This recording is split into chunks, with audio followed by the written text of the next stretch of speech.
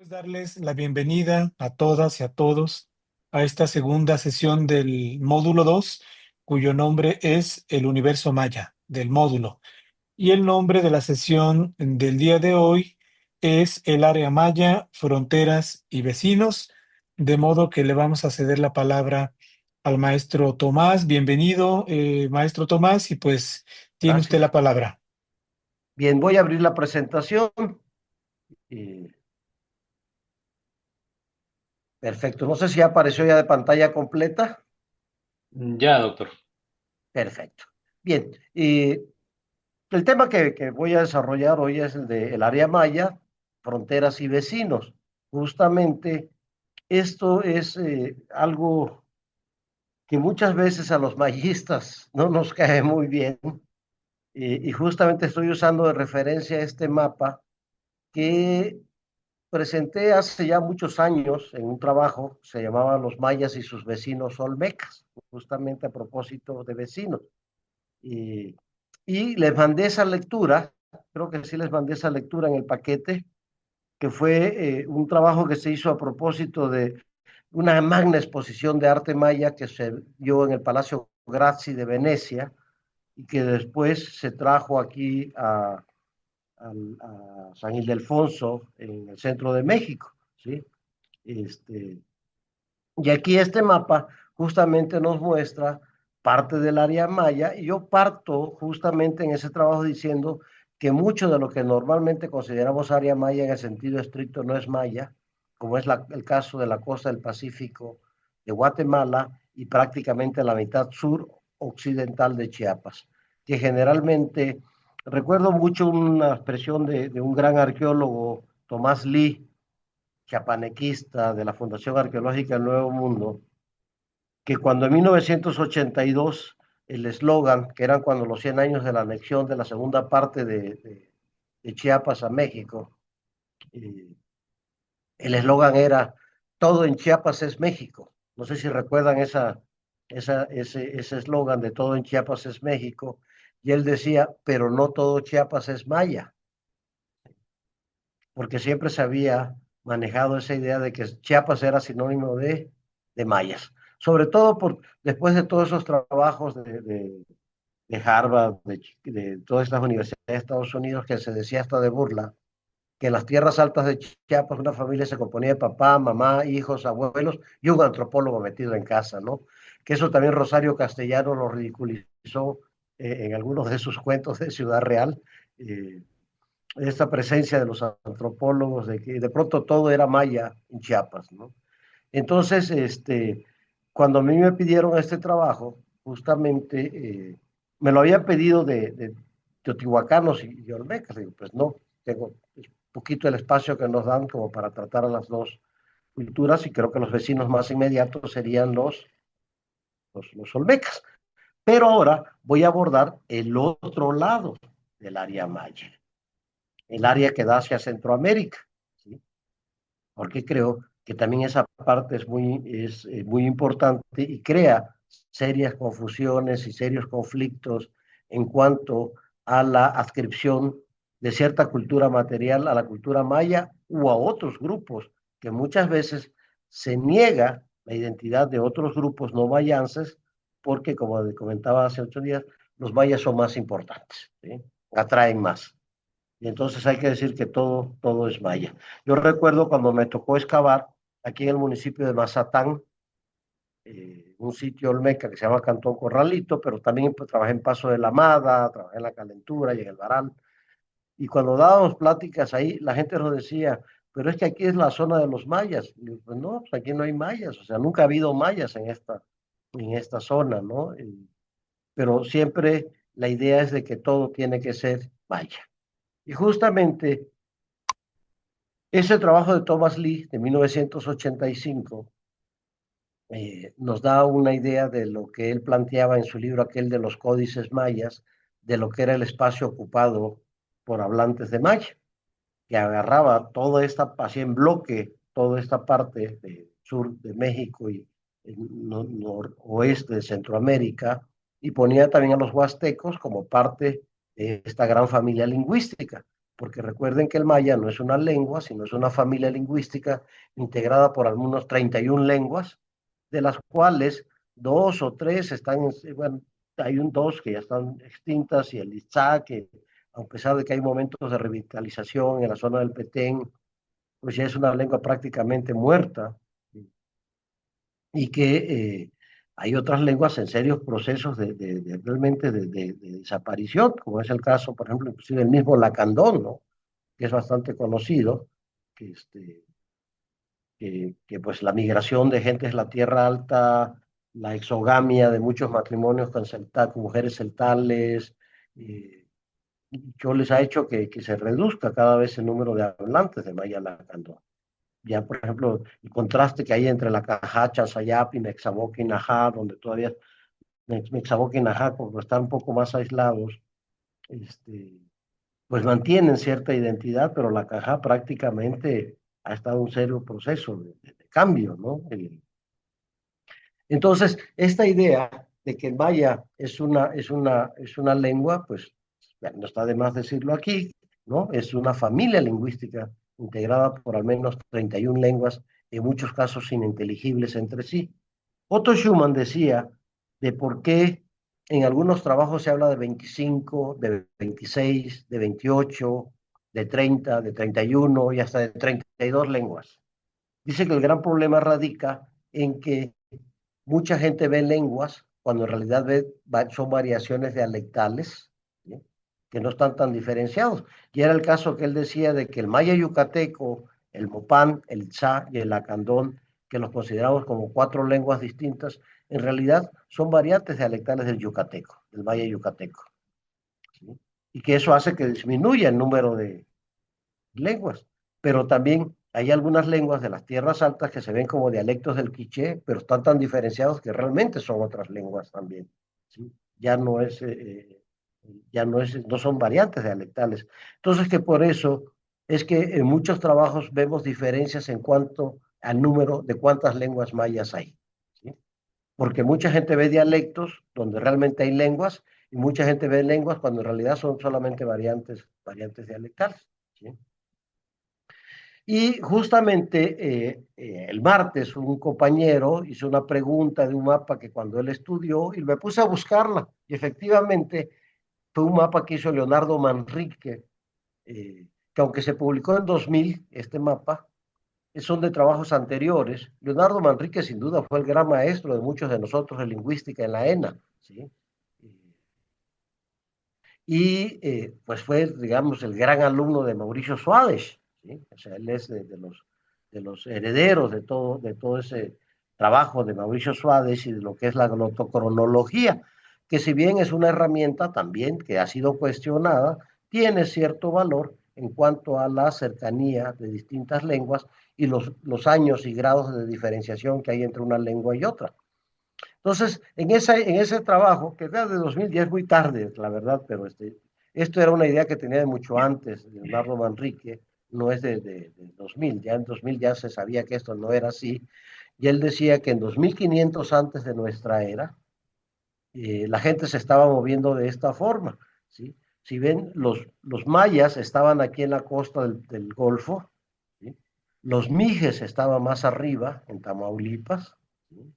El Totonaca también estaba mucho más arriba, siempre con una variable hacia descender, bajar hacia el sur, que la familia Otomangue, que ya vivía aquí en Otropame y oaxaqueña, ya mostraba su continuidad por todo el altiplano central, que realmente era todo un continuo de la familia Otomangue, y que de la mangueña iba a ser el chapaneca, y el que iba a bajar a Centroamérica, que ya se estaba moviendo acá. También nos habla de la familia Jocana, ¿sí? Que venía, la Jocana Coahuilteca, el Come Crudo, que ya venía bajando del norte y que posiblemente el Chontal de Oaxaca, en Huatulco, o el Jicaque, que se ha querido ver en Honduras, que sea pariente de esta macrofamilia, de la Jocana Coahuilteca, ya se estaba moviendo de esta manera. El martes no hablé de los pericús. Los pericús es un grupo que poco se ha tomado en cuenta y que en el siglo XVII ya nada más estaban unos poquitos aquí en la punta, ya prácticamente el grupo Guaycura, de las familias Jocano, se había extendido por toda la península, los había arrinconados, quizás sean de los primeros que ingresaron a la península de Baja California, y ya nos pones aquí al Cuitlateca, a esta gente del excremento de Guerrero, que sabemos muy poco, igual a los Tarascos, los pone ahí como que ya habían estado ahí desde 2500 antes de Cristo, cosa que es muy difícil de sostener, y ya nos pone a los Xincas, aquí todavía en Chiapas, empezándose a mover hacia el sur oriente de Guatemala, hacia la frontera con El Salvador. Y su otro mapa era su mapa de ya de 600 antes de nuestra era. Ya había pasado el fenómeno del horizonte olmeca, y entonces ya vemos a los mayas ubicados en este territorio. Queda muy fácil, comprensible, de que no todo el sur de Chiapas y de Guatemala era maya, ¿sí? Y ahí queda muy claro. Y ya también ya nos deja separados a los huastecos por acá.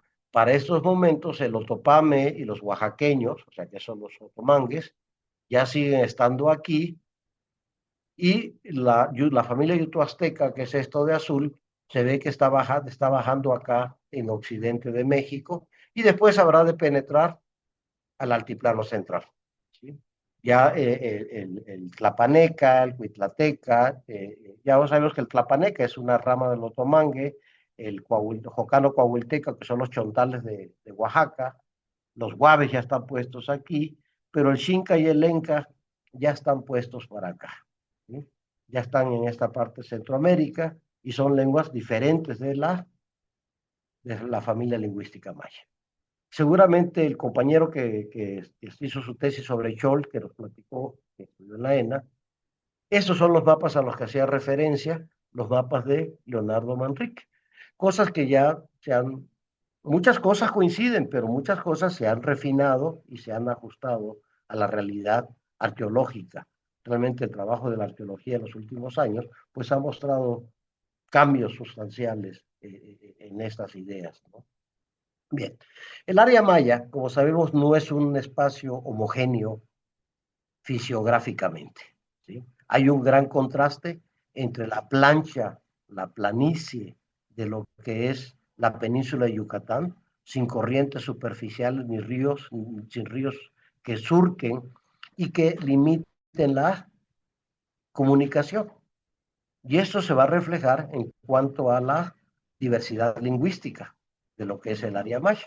Mientras que la parte sur, surcada por grandes elevaciones, por grandes montañas, cañadas, pues va a dificultar la comunicación, ¿sí? Pero al mismo tiempo, la franja costera del Pacífico justamente se ve como una alternativa para que sea un gran corredor cultural entre Mesoamérica o vamos a usar el término entre México y Centroamérica, ¿sí? O lo que va a ser Mesoamérica y lo que antes se llamaba a México y América Central, ¿sí? Entonces, este corredor va a ser fundamental para entender por qué en esta parte del área maya hay 20 lenguas y aquí solamente hay una. ¿Sí? ¿Por qué es contrasta tanto la distribución de las lenguas mayas en ese espacio?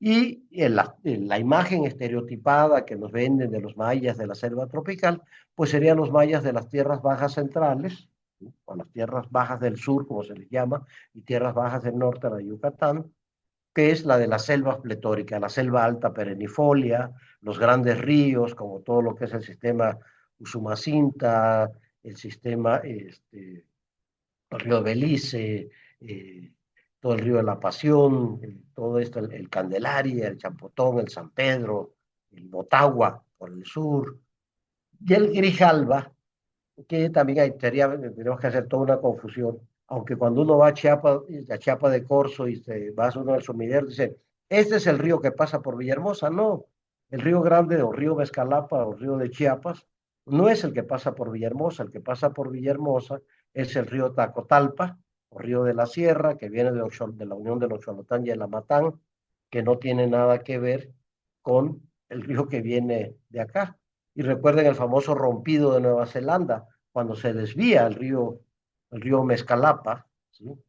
Que antes salía por el río Seco, por Comalcalco, salía a Dos Bocas, ¿sí? Y que justamente por como los piratas se metían por ahí, se desvía y se va a ir hacia el este, y ahora es un río que pasa al norte de Villahermosa, pero no es el que pasa por el malecón de Villahermosa. El que pasa por el malecón de Villahermosa es el río de la Sierra o río Tacotalpa. Igual poca gente sabe que Tacotalpa por casi 200 años fue la capital de Tabasco, porque la primera capital que estaba en la desembocadura de lo que es el Grijalva, es atacada por los piratas y se mueve a San Juan Bautista y después se mueve hasta Tacotalpa, ¿sí? Y ahí va a estar por el ataque de los piratas, igual el trompido de Nueva Zelanda, es porque los piratas se metían por Dos Bocas, hasta Comalcalco, Cárdenas y Huimanguillo, ¿sí? Y justamente hay esta desviación. Y sabemos también que en épocas olmecas, este río Mezcalapa o Río Grande de Chiapas salía en el río Tonalá. O sea, la venta salía, ese río desembocaba cerca de la venta y que el río ha ido cambiando a lo largo de los años, desde que salía por la frontera de Veracruz y Tabasco, y eso nos explica por qué la entrada de los olmecas hacia sitios como San Isidro, donde estaba Quechula, ¿sí? Donde se han encontrado sitios olmecas, que por ahí entraban en tiempos olmecas, y después en el clásico el río salía por Comalcalco, ¿sí? Salía por acá en Dos Bocas, y ahora el río pues se le va a unir al Grijalva, que es el que sale realmente. Pero esta imagen de los mayas selváticos justamente es los mayas de las tierras bajas centrales. Todo esto justamente desde tiempos tempranos ha hecho estas divisiones y estas fronteras del área maya, donde queda muy diferenciado lo que es las tierras bajas del norte, que es una línea imaginaria que más o menos va desde la laguna de Términos a la bahía de Chetumal, ¿sí? Después de esa línea para abajo y por abajo de los 900 metros sobre el nivel del mar, serían las tierras bajas del sur, ¿sí? Que es donde se da el esplendor de la cultura clásica. Digamos que podemos decir que prácticamente, voy a exagerar, el 80% de los textos jeroglíficos mayas están en esta zona azul, ¿sí? El otro 17% estaría en la península de Yucatán y el otro 3% por acá. Entonces, el gran auge de la cultura del clásico estaría aquí, donde Mirador sin duda va a jugar un papel importantísimo en cuanto a el crisol de lo que va a ser lo maya que conocemos. Si bien ahorita las excavaciones que se han dado en el PUC se han encontrado mucha influencia, mucha presencia olmeca en muchos sitios, los trabajos que ha hecho Gallareta, los trabajos que han hecho muchas personas que están trabajando en el norte de Yucatán, han mostrado de que antes decíamos objetos que llegaban esporádicamente olmecas a la península, y ahora vemos que hay una importante presencia preclásica olmeca en la península de Yucatán también, ¿sí? Y las tierras altas de Chiapas y Guatemala son mayas, se consideran mayas, pero no todo, sino nada. Hay una frontera que más o menos se usa, que es río Mezcalapa, o río Chiapas, o río Grande de Chiapas, que marcaría una frontera natural. Digamos que el cañón del Sumidero sería como una frontera natural de los mayas y los mijesoques, especialmente con soques concretamente y uno ya sabe que baja de San Cristóbal a Chiapa de Corzo, ya son chiapanecas, que es Otomangue, y 12 kilómetros al norte está Tuxtla, que son conejos, ¿no? Y eso también es muy interesante que don Guilberto Jiménez, no, perdón, don Guillermo Garelo, tiene un trabajo que se llama Mayas y Olmecas, y dice, eh, eh, ¿por qué Tustepec en Oaxaca? ¿Por qué Santiago Tuxtla, San Andrés Tuxtla, Tuxtla Gutiérrez? ¿Sí? O sea, ¿qué es esto? Que viene de los conejos, de los tochtlis. Dice, los únicos conejos hemos sido los arqueólogos que hemos entendido que los conejos son los mijesoques, ¿sí? Y que a los mijesoques así les llamaban los nahuas, pues, o sea, la gente del conejo. Eh, y él decía así como una forma de chiste de que los únicos conejos, por no decir otra cosa, somos los arqueólogos que no nos hemos dado cuenta de esa continuidad mijezoque de todo el istmo de Tehuantepec, ¿sí? Que era la gente de los conejos. Y quizás ahora los conejos, a lo único que dicen son a los tuxtlecos, porque a los de Santiago Tuxtla, de Tuxtepec, aunque la gente está implícito que ahí está la palabra Toixtli, no se le conoce como los conejos. En cambio, a la gente de Tuxtla, bueno, algunos de ustedes que están en Chiapas sí saben que son los conejos, ¿no? Sobre todo la gente de Ocosocuautla también, son de esta gente del conejo. Y entonces, otra cosa es el corredor del Pacífico. Aquí no hay mayas, no han habido hablantes de mayas. Sabemos que ya en tiempos coloniales, y especialmente después del siglo XIX, muchos mayas de las tierras altas bajaban a trabajar a las fincas cafetaleras, a las fincas cañeras, a la costa. Pero en la costa realmente no estaban los mayas. Los mayas estaban en las tierras altas. Ya el pie de monte y la llanura costera estaba habitada por posiblemente hablantes de maya, por hablantes de mijezoque. Tan es así que Walter Lehmann encuentra todavía el tapachulteco, una lengua mijezoque en Tapachula, ¿sí? Y les comentaba que hace poco que fue el homenaje a Otto Schumann, fue interesantísimo, la verdad. Yo le presenté un trabajo que se llamaba El agua y el Zoque Tabasco, en la obra de Otto Schumann, y me puse a revisar las ideas de Otto Schumann, y él justamente pensaba que el Xinca, ¿sí? Que el Xinca posiblemente era una lengua mijezoque, ¿sí? Que hay muy pocos datos del Xinca, aunque hay una reivindicación de esto. A su vez, el área maya, para su estudio, se ha dividido en algo que se llaman provincias estilísticas, que a veces coinciden con patrones de estilos arquitectónicos, pero como dice Toño Benavides, los estilos arquitectónicos no es nada más un gusto estético, marca fronteras, ¿sí? Y va a diferenciar también estados. Entonces, estas divisiones también de entre Puc, Chenes, Río B, Costa Oriental, Llanuras del Norte, Campeche, Tierras Bajas Noroccidentales, Usumacinta, Petén, Belice, Motagua, Pasión, esas divisiones que hemos hecho también son parte de ver de que no es nada más una cuestión de estilos, no es una cuestión estética nada más, sino tiene que ver con una cuestión política, ¿no? Porque justamente hasta donde llega mi influencia política, llega mi estilo. Y como sabemos hoy en día también, los estilos lo pone el imperio, ¿no? O sea, los estilos lo pone el imperio. Si eres poderoso, se impones tu estilo. Si no eres poderoso, no se pone de moda lo que tus gustos, ¿no? Pero tiene que ver con eso. Entonces también estas divisiones, pues son parte de todas estas fronteras, pues ahorita que estamos en la temática de las fronteras del área maya, las fronteras hacia adentro y las fronteras hacia adentro también, ¿sí? Que tenemos que ver todas esas diferenciaciones. Y es interesante que Walter Lehmann, ya desde 1910, justamente leyendo a Diego García de Palacio, en eso de la carta relación y forma, con esa información, Walter Lehmann hace este extraordinario mapa en 1910. Por supuesto, Walter Lehmann tuvo contacto con muchos finqueros guatemaltecos en la costa de Guatemala, y por eso pone a mayas hasta la costa de Guatemala. Y si ven cómo baja aquí en Guatemala, baja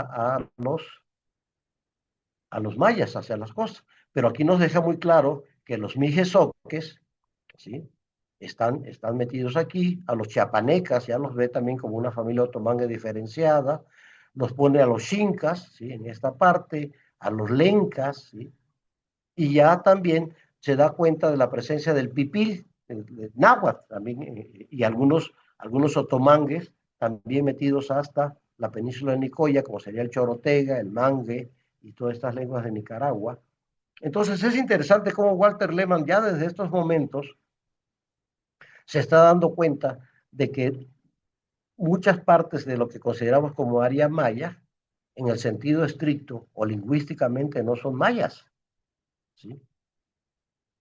Porque generalmente se trazaba una línea desde el río Ulúa y el río Chamalecón hasta el río Lempa de El Salvador, que esa era la frontera oriental del área maya, ¿no? Así, un trazo muy, muy recto, y el istmo de Tehuantepec como la frontera entre los mayas y los mijezoques. Y ahora vemos que no es tan sencillo, ¿no? Pero lo que sí es interesante el Walter Lema es que da cuenta, fíjense, ya de una época tan temprana, hace más de 100 años, nos está dando cuenta de esta diversidad lingüística de lo que es el sureste de México o la parte de Mesoamérica, la que corresponde al área maya, que también tenemos ese gran, no es problema, sino es una realidad que muchas veces los localismos no dejan entrar. De pronto los guatemaltecos son mayistas de Belice son mayistas, pero mayistas de Belice. Y los mexicanos somos mayistas, pero de México. Y si eres de Yucatán, eres mayista de Yucatán. Pero si eres de Campeche, eres mayista de Campeche o mayista de Tabasco. O sea, esa atomización del área maya, cuando justamente estas fronteras políticas actuales tenemos que olvidarlas cuando hablamos de la época precolombina. ¿Sí? Entonces, eso es una complejidad que ofrece el área maya. Y mientras veamos de forma atomizada este espacio, pues no vamos a tener una visión amplia de lo que es el área maya. Yo la verdad soy fanático de Walter Lehmann. No se conoce, es un etnólogo lingüista alemán que prácticamente él nos dejó noticias, por ejemplo, del chicomucelteco, que es una lengua maya como el teco, que es la única lengua maya con el huasteco, ¿no? Y él nos deja también las pocas palabras que conocemos del Xinca. Ahorita hay una reivindicación de los Xincas y de pronto han aparecido Xincas. Bueno, gente descendiente de Xinca, pero la lengua Xinca prácticamente está muerta. Bien. Con base en todos esos trabajos, pues este mapa yo lo propuse, un trabajo que presenté también, se llama igual la familia lingüística maya y Mijezoque, donde vemos justamente que aquí en la zona de los Sumacinta hay una interacción entre los mayas y los mijezoques, y seguramente han oído hablar de los trabajos de Takeshi Inomata, de un sitio que se llama Laguna Fénix, Aguada Fénix, ¿sí? De que él dice que son mayas porque se parecen a los materiales que su esposa encontró en el río de la Pasión, en Ceibal, pero lo más seguro es que eso no es maya. Ya les voy a, bueno, yo he tenido discusiones con Takeshi, y de hecho en YouTube hay una conferencia mía sobre los olmecas en la zona de los Umacinta, y muestro cómo en toda esta zona, aquí de la región de los ríos de Tabasco, está llena de monumentos olmecas, de al menos hasta 500 antes de Cristo, y que realmente el proceso de mayanización comienza con la expansión de Mirador, con la cerámica de la vajilla Petén cerosa, que es lo mamón y chicanel que conocemos, empieza a llegar aquí cuando empieza la mayanización. Y poco a poco los mayas van empujando a los mijezoques hacia el oeste. Lo mismo va a ocurrir en la zona del Istmo. Hay un momento en que los zapotecas se expanden y zapotequizan el Istmo de Tehuantepec. Igual las tierras altas de Chiapas, justamente los trabajos de Joseph Ball en Chincultic, los trabajos de varios arqueólogos de la Fundación del Nuevo Mundo, han mostrado que en la época del Preclásico Medio, gran parte de Chiapas era mijezoque. Los materiales cerámicos no corresponden a los materiales mayas. ¿Sí? Y ya va a ser a partir de 500 antes de Cristo cuando comienza un proceso de mayanización de todo el occidente de lo que ahora es el área maya. Y si bien vemos a los celtales y a los tzotziles como representantes de los mayas en el sentido estricto, son mayas marginales. Ya más allá de los celtales y los tzotziles, ya no hay mayas. No están en el corazón del área maya. Celtales y tzotziles son realmente mayas marginales, ¿sí? Y por eso es que no hay tanta escritura. Si hay escritura en las tierras altas, pero no tanta como la hay en las tierras bajas centrales. Aunque justamente Maricela Ayala empezó a notar que efectivamente los textos de Toniná tienen ciertas inflexiones que denotan que son hablantes de celtal, que no son cholanos, sino que son celtalanos. Y los trabajos de Nicolai Group, pero también de Alfonso La Cadena, nos han mostrado que ya hay también diferencias dialectales entre la escritura de Copán, que sería más relacionada con el choltí, las escrituras del centro con el choltí o chol, el Lacandón histórico, y las de Palenque y Comalcalco y esta zona que sería más con el Chontal de Tabasco, ¿sí? Entonces ya se empiezan a ver esas diferenciaciones también en los textos jeroglíficos. Y toda la idea también que hay en torno al chiapaneca. Justamente como unos frailes del siglo XVI que habían estado en Nicaragua y que allá estaba el chorotega, el mangue,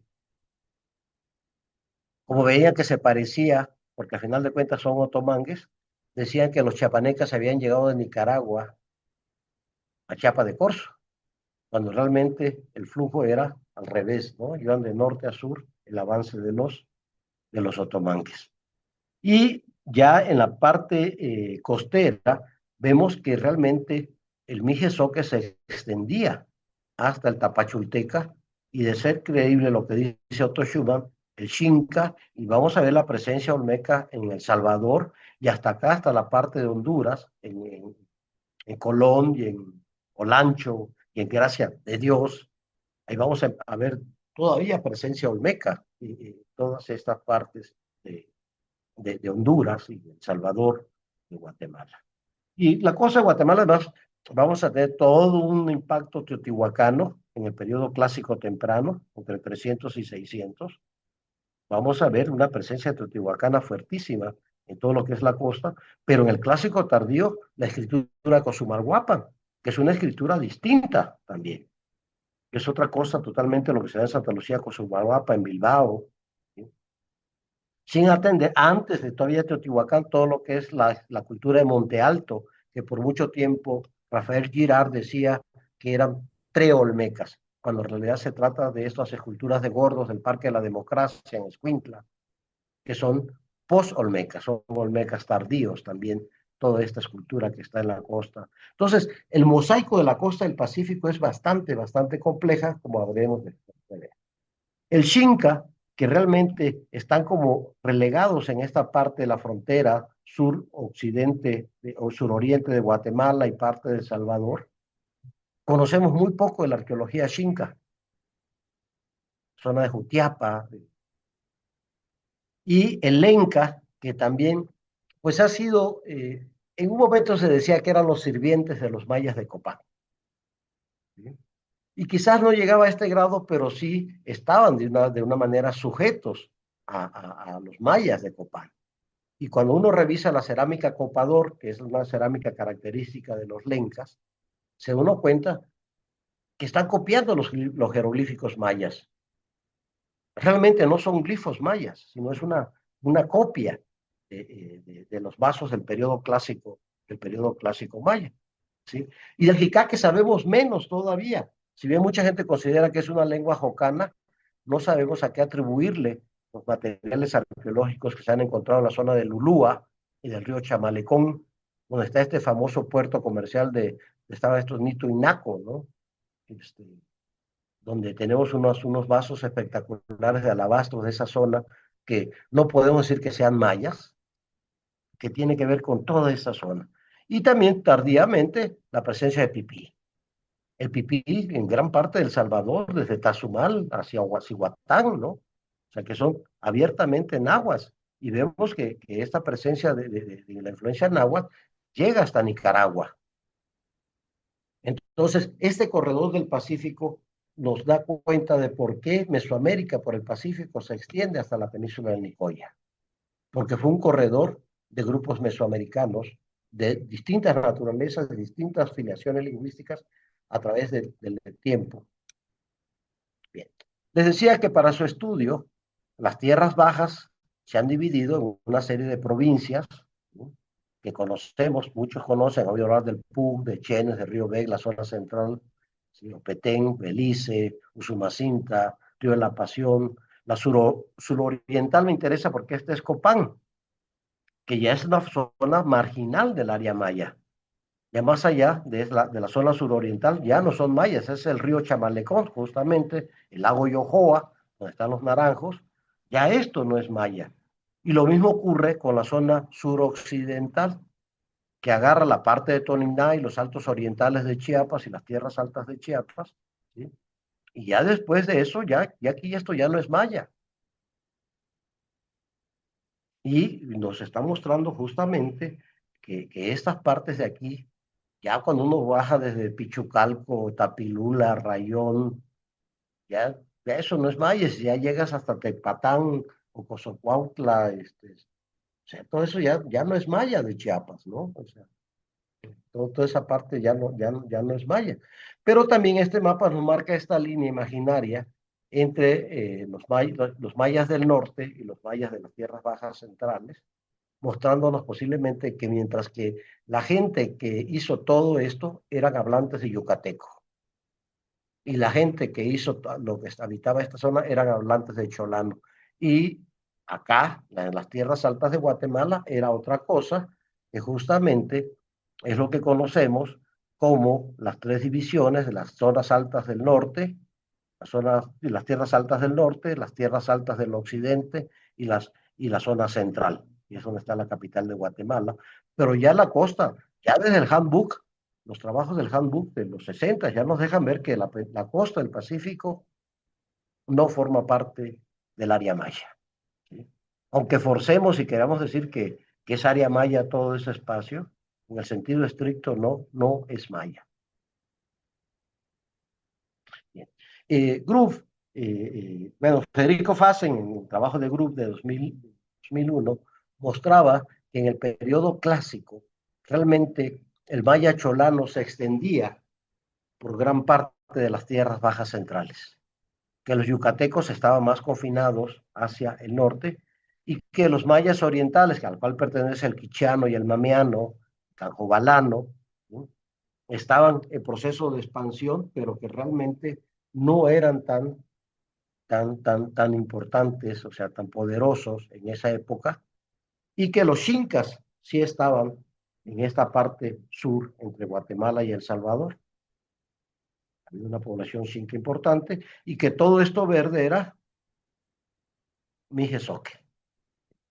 Y finalmente desde aquí se van a expandir hacia, por ejemplo, hacia Motocintla, el Mochó, Motocincleco, Altuzanteco,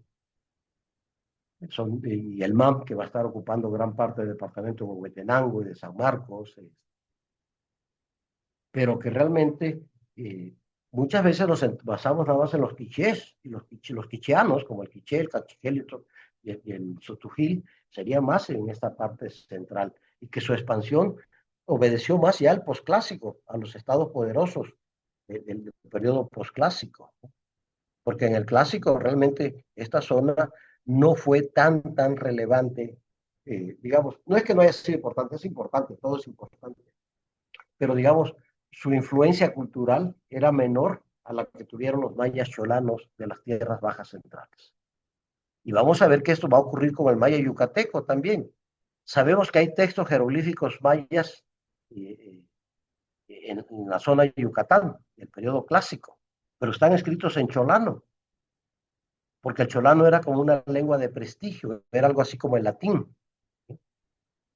Sin embargo, después del colapso de 800 y 1000, vamos a ver, y Alfonso La Cadena fue el primero que notó esto, que en Ekbalam empezaban a escribir en yucateco, y que ya para el posclásico, clásico terminal y posclásico, los textos jeroglíficos de la península de Yucatán ya no están escritos en cholano, ya están escritos en yucateco. Y por eso el diccionario de Diego de Landa, entre comillas diccionario, realmente el silabario, el abecedario, que realmente es un silabario, porque el sistema maya es un sistema logosilábico, no es un alfabético, en un principio servía muy bien para leer los códices, que es como Yuri Norosov encontró las claves fonéticas, ¿no? Y entonces sabemos que al menos los tres códices más importantes, que es el Dresde, el Madrid y el París, están escritos en maya yucateco. Y ahí se acaba un poco todos estos pleitos de la paternidad, de que si son de Guatemala, si son de Tabasco, si son de Chiapas, realmente están escritos en maya yucateco, ¿sí? Pero en el periodo clásico, los textos tempranos de entre 300 y 800, digamos, en la península de Yucatán, están escritos en cholano, no están escritos en maya yucateco. Entonces, aunque hablaban yucateco, escribían en cholano. Vamos a ver que después del colapso, y sobre todo después del colapso de Chichén Itzá, grupos yucatecanos migraron hacia el sur y dieron origen al Mopán y al Itzá, y todavía más tardíamente, en el siglo XVIII, yucatecos de la zona de los mayas rebeldes, los quejaches, como les llamó don Alfonso Villarrojas, tiene un trabajo muy interesante en México indígena que se llama Los Quejaches, una tribu olvidada de México. Los Quejaches es la gente del Venado, que es donde cuando Cortés pasa por ahí, que llama la región de la provincia de Mazatán, en Náhuatl, que es la provincia de los Venados, ¿sí? Estos Quejaches, los mayas insurrectos de esa parte del sur de la península, van a dar origen a los lacandones actuales, que bajan pero hasta el siglo XVIII. Y nosotros vemos entonces también cómo después del colapso de Chichén, después de la colonia, los mayas yucatecos penetran zonas cholanas y hacen que muchos cholanos desaparezcan de esta parte y comienza la yucatequización con el Itzá y el Mopán, que es lo que decía Otto Schumann, que a final de cuentas yucateco, lacandón, Mopán y Itzá no son lenguas distintas, sino que son variantes dialectales del maya yucateco o maya peninsular. Entonces, esto es muy interesante ver también todo este proceso de cambios en el área maya, ¿no? Con los grupos. Y también vemos cómo, compañero que hizo su tesis sobre Chol, lo que nos decía, cómo grupos cholanos nos vamos a mover desde Fray Pedro Lorenzo de la Nada, en el siglo XVI, mediados del siglo XVI, van a fundar Tila, Tumbalá, Palenque inclusive, hay datos de que se funda con gente cholana sacados de la selva y llevados para poderlos controlar, ¿no? Desde ese punto de vista.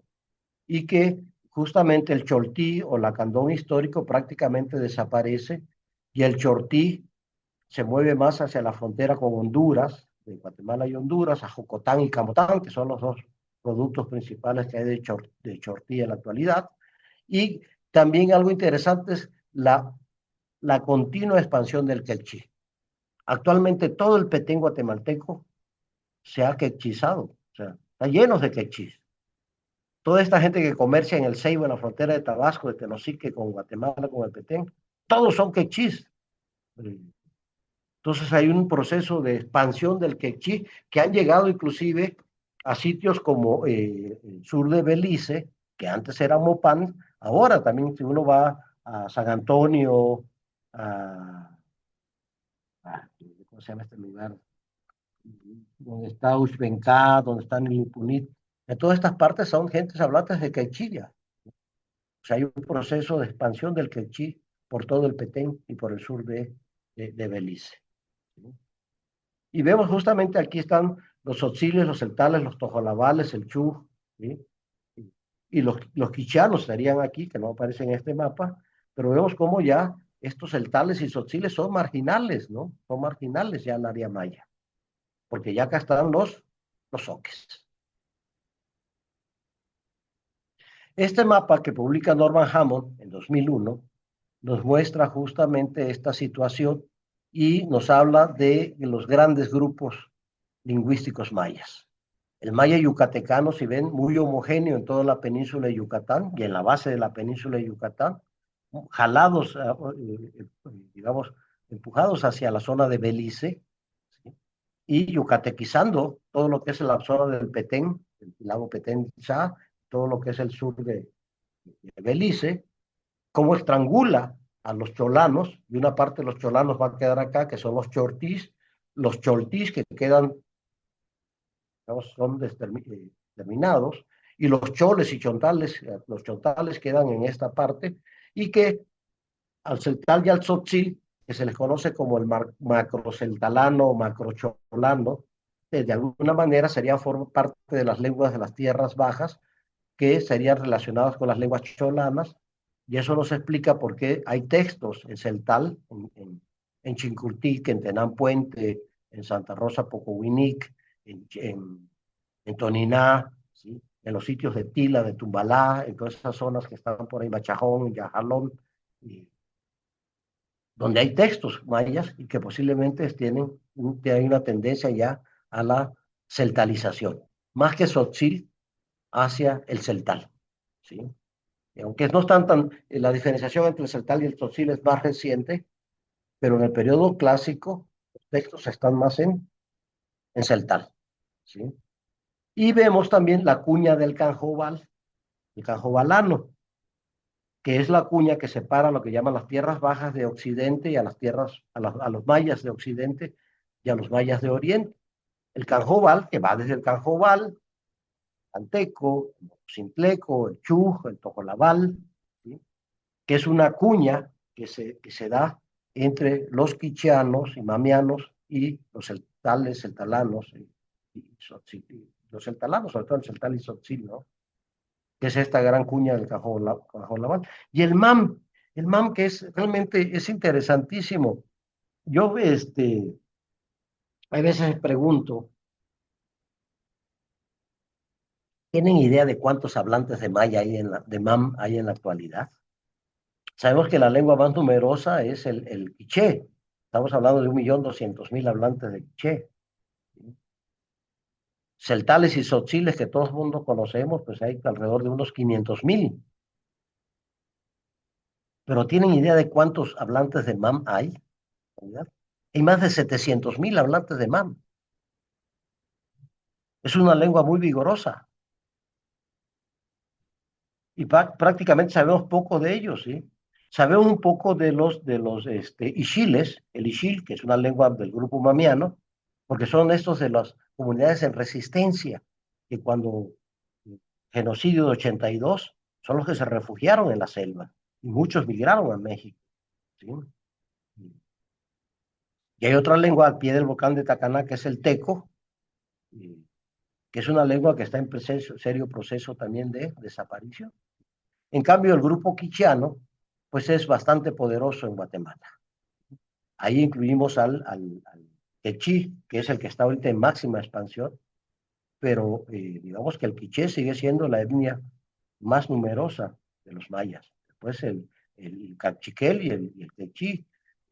Los sutujiles son pocos, pero como Santiago Atitlán y el lago de Atitlán es el foco de atracción turístico, y es lo que vende Guatemala como la imagen de los mayas, pues todo el mundo va a Santiago, y bueno, y Mashimón, quien no es, y que todos los paganos tenemos que ser, digamos, eh, del culto de Mashimón, ¿no? O sea, porque toma y fuma, toma quexalteca y fuma, eh, ya sea el Mashimón de Santiago Atitlán o el San Simón de San Andrés Iztapa, ¿no? Cerca de ahí de la Antigua, o sea, todo este culto que hay ahí de.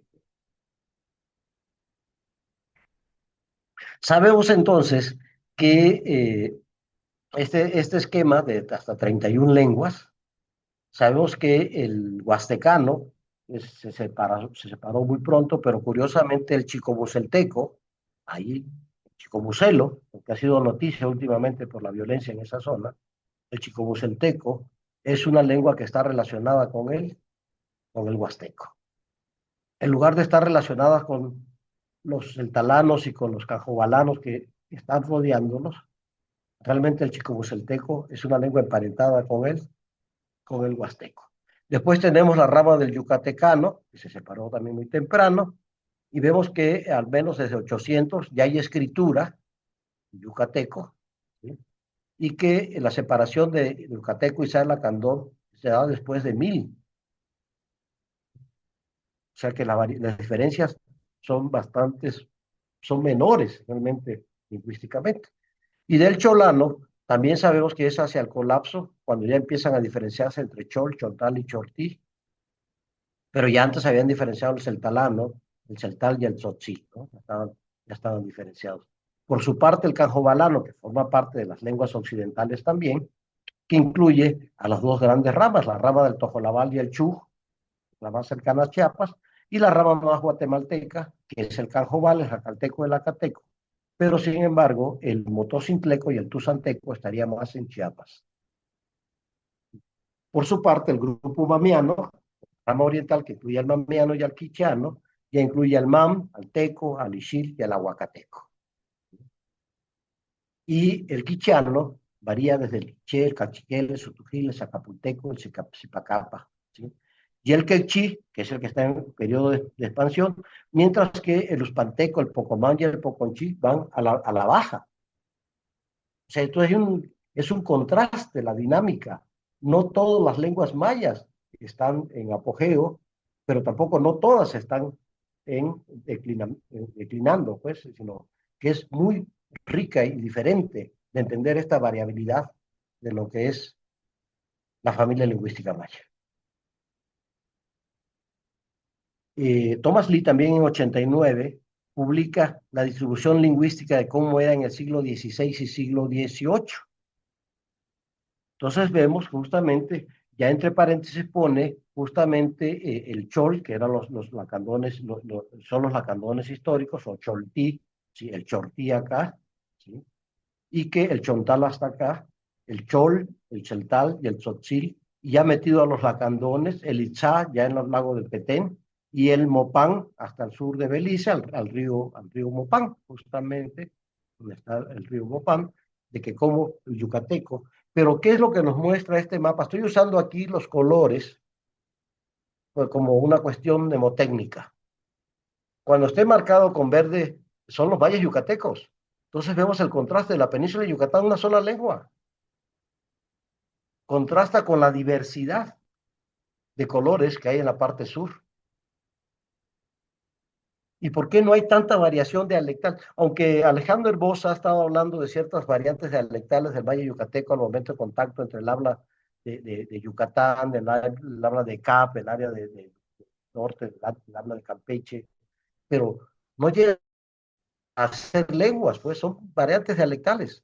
¿Sí? Y un dialecto, recuerden, es la variante regional de una lengua, notablemente diferente, pero no al grado de entorpecer la comunidad. O sea que se entiende perfectamente. Pero ¿qué vemos? La homogeneidad lingüística de la península de Yucatán. Contrasta con la diversidad y la pluralidad lingüística de la parte sur. Además, tenemos que tomar en cuenta el criterio geográfico, sin caer en un determinismo geográfico, que al final de cuentas los valles yucatecos no tienen vecinos en tres de sus lados, con quien intercambiar préstamos lingüísticos. Sus préstamos los van a intercambiar con los cholanos del sur. En cambio, las lenguas de aquí, si esto es un gran corredor también, pues por aquí pasaron muchos grupos, van a tener préstamos, lenguas de contactos, lo que se llama lenguas de contactos, y va a haber mayor diversidad. Entonces es muy interesante entender esta dinámica lingüística del área maya. Y en la actualidad, en este trabajo de Kaufman, de Campbell y Kaufman, de 86, ya vemos en blanco, ya no hay mayas, ya hay manchones nada más del Itzá, del Mopán, ¿sí? El quechí que se está expandiendo hacia el Petén, los cachiqueles y los quichés aquí, el mam, el ixil, en esta zona, el chicomucelteco, prácticamente el motocintleco y el tuzanteco, celtales y tzotziles, ya los choles por aquí, los chontales de Macuspana, los chontales de Nacajuca, ¿no? Pero si vemos gran parte de las tierras bajas centrales, ya no hay hablantes de maya.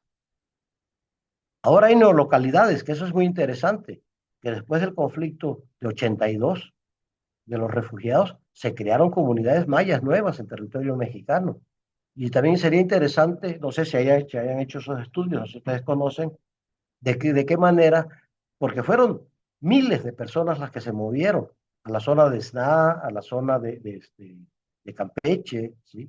Entonces, siguen hablando su lengua, adquirieron el yucateco, le dieron préstamos del yucateco, recibieron préstamos del yucateco, se castellanizaron. ¿Qué pasó con todos estos pueblos mayas, ¿no? Igual la gente, jacaltecos, canjobales que se refugiaron en Chiapas. Algunos regresaron, pero muchos se quedaron en Chiapas. Entonces, esta dinámica pues, sigue actualmente, pues, y causando diferencias lingüísticas entre los hablantes de maya. Por eso hablar de la lengua maya, sí, ¿de cuáles mayas? ¿Y de cuándo? Pero si vemos aquí, en este mapa de Campbell y Kaufman, que aquí no hay mayas. Ellos no ubican mayas. Los colores yo se los puse, ¿eh? El mapa es de Campbell y Kaufman. Los colores yo se los puse para justamente resaltar esto que les estaba diciendo de una cuestión hemotécnica, de ver esta diversidad, ¿no? Ya los chortís, vean cómo están aislados aquí en Jocotán y Camotán, ¿no? Ahí por la zona de Esquipulas, ¿no? Y los quechís prácticamente ya irrumpiendo. Ya ahorita les digo, la comunidad, esto aquí se quedó corto, ya los los quechís están metidos en toda esta parte del Petén.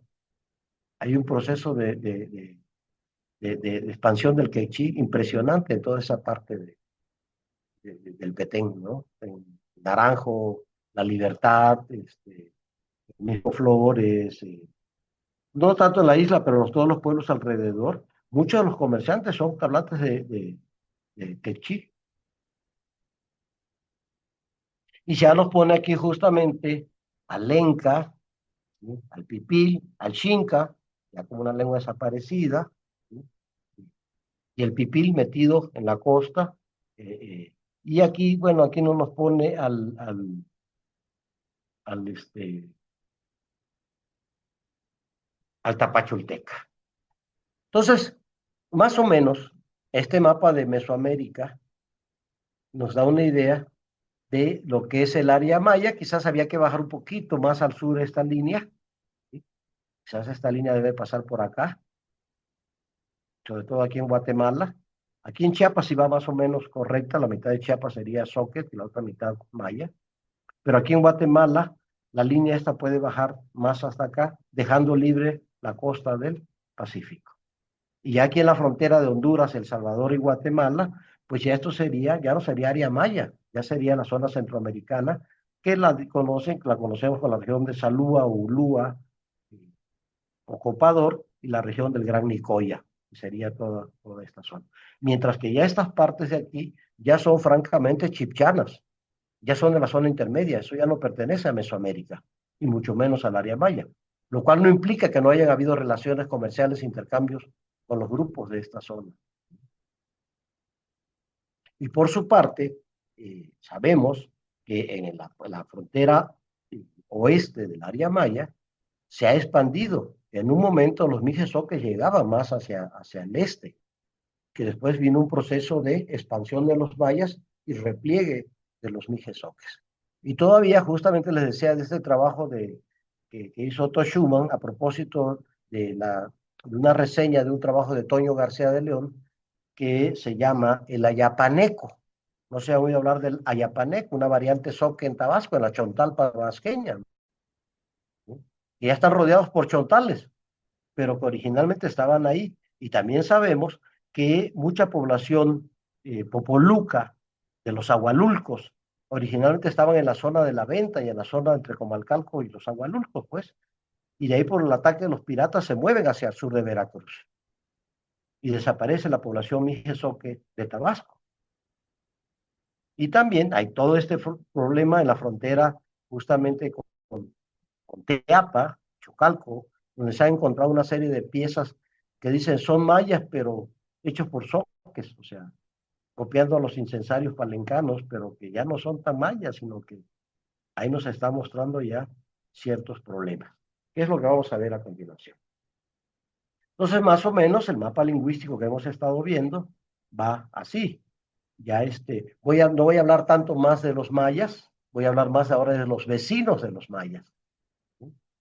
Empezando por el lado occidental y después vamos a terminar por el lado oriental, tomando en cuenta también la parte sur. Tendríamos que ver todo este cambio. Bien, pero si nos vamos a la profundidad del tiempo, Joaquín García Bárcenas había trabajado ya desde 72 ocupaciones acerámicas, o sea, cazadores recolectores, no agricultores, y hace un recuento de todos los yacimientos que conocemos del sureste, él dice, sureste de México y Centroamérica.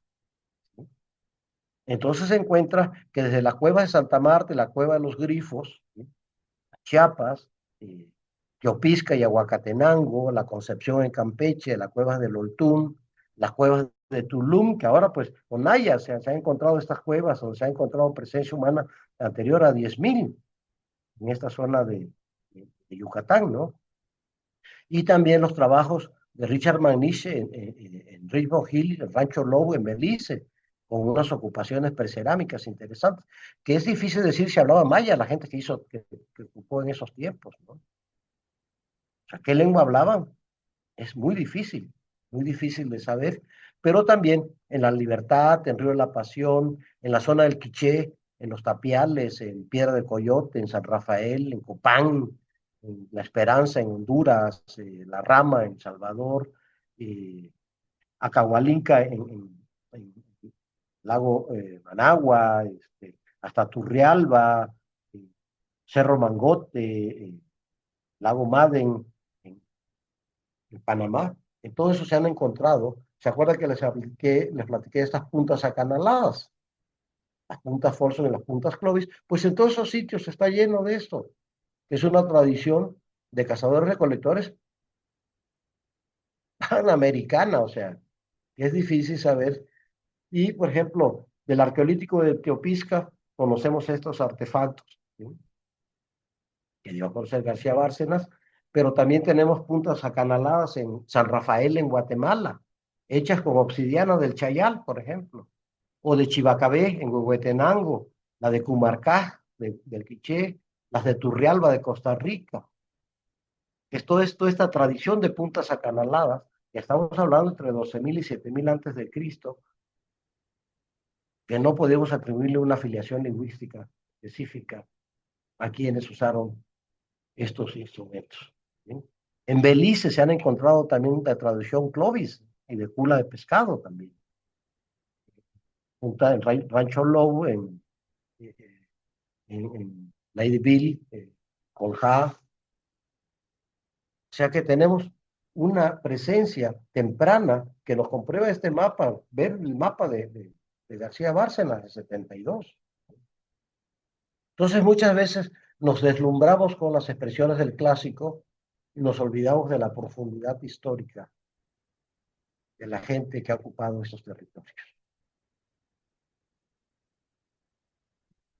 Algo interesante que se da en la costa de Chiapas, sin duda, son los concheros, especialmente en la zona de Chantuto, donde Bárbara Borges excavó una serie de asentamientos seminómadas de gentes que en cierta temporada llegaba a los esteros, explotaba las almejas, ¿sí? Explotaba almejas y en otra época se iba a tierra adentro. Y era un ir y venir de un seminomadismo, pero cuando llegaba a los esteros, ella encuentra en pozos que llegan hasta los 11 metros de profundidad, ¿sí? Que son las últimas capas donde hay cerámica y las primeras capas, las capas más profundas, no hay cerámica. Y encuentra este patrón repetitivo, ¿sí? Este es Zapotillo, este es el pozo de Zapotillo, pero aquí están las excavaciones en Chantuto también. Encuentra este patrón, almejas y una línea de carbón. Almejas y una línea de carbón. Almejas y una línea de carbón. Entonces dice que la gente regresaba al estero, ya encontraba el monte alto, le prendía fuego y empezaba a explotar otra vez las almejas del estero y después se iban y regresaban al año siguiente.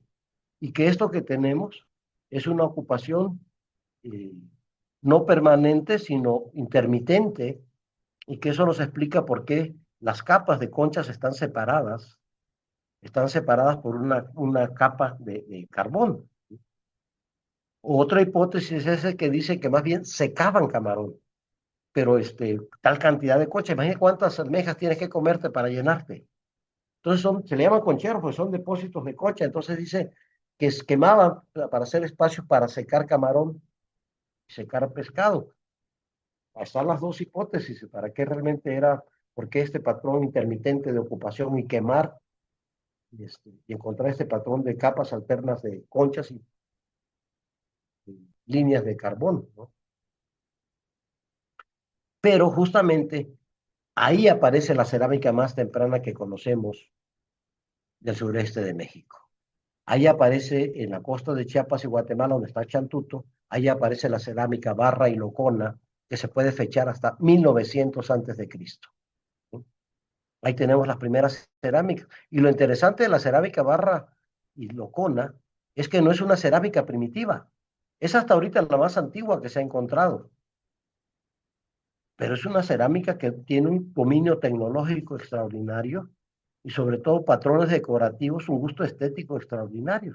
Ahora, lo interesante que eran cerámicas que no era para cocer frijoles ni para hervir el nixtamal, sino era cerámica para contener líquidos, para servir líquidos.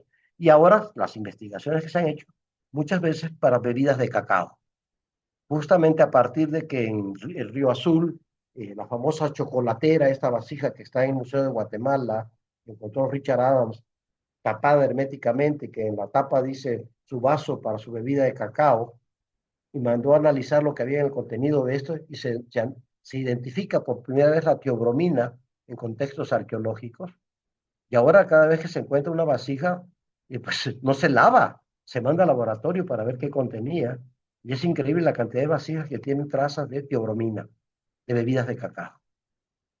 Igual John Clark dice que el hecho de que las formas de barra, si ven, no es una cerámica para cocer, es una cerámica para almacenar líquidos porque tienen bocas restringidas. Predominan mucho los tecomates, ¿no? Esta es la vajilla fase barra que se encontró primero en Altamira, en el municipio de Mazatán, pero se ha encontrado en Paso de la Amada, en La Calentura, en Cantón Corralito, en El Chilo, en varios lugares, en Aquiles Cerdán, se han encontrado estas cerámicas tempranas, ¿sí? Que si ven tiene unos patrones decorativos impresionantes. Y como decía don Guillermo Garelo, lo increíble de Barra es que es increíble que sea la más antigua y de una calidad tecnológica extraordinaria. John Clark propone también que posiblemente estas bocas restringidas que dificulta servir, vaciar líquidos también, ¿sí? Dice que posiblemente se usaban popotes. Bueno, la palabra popote que usaban los mexicanos, que muchos no saben que popote es un aztequismo, la palabra de náhuatl, popote en Guatemala, dicen pajilla, igual en España, ¿no? Es la palabra pajilla.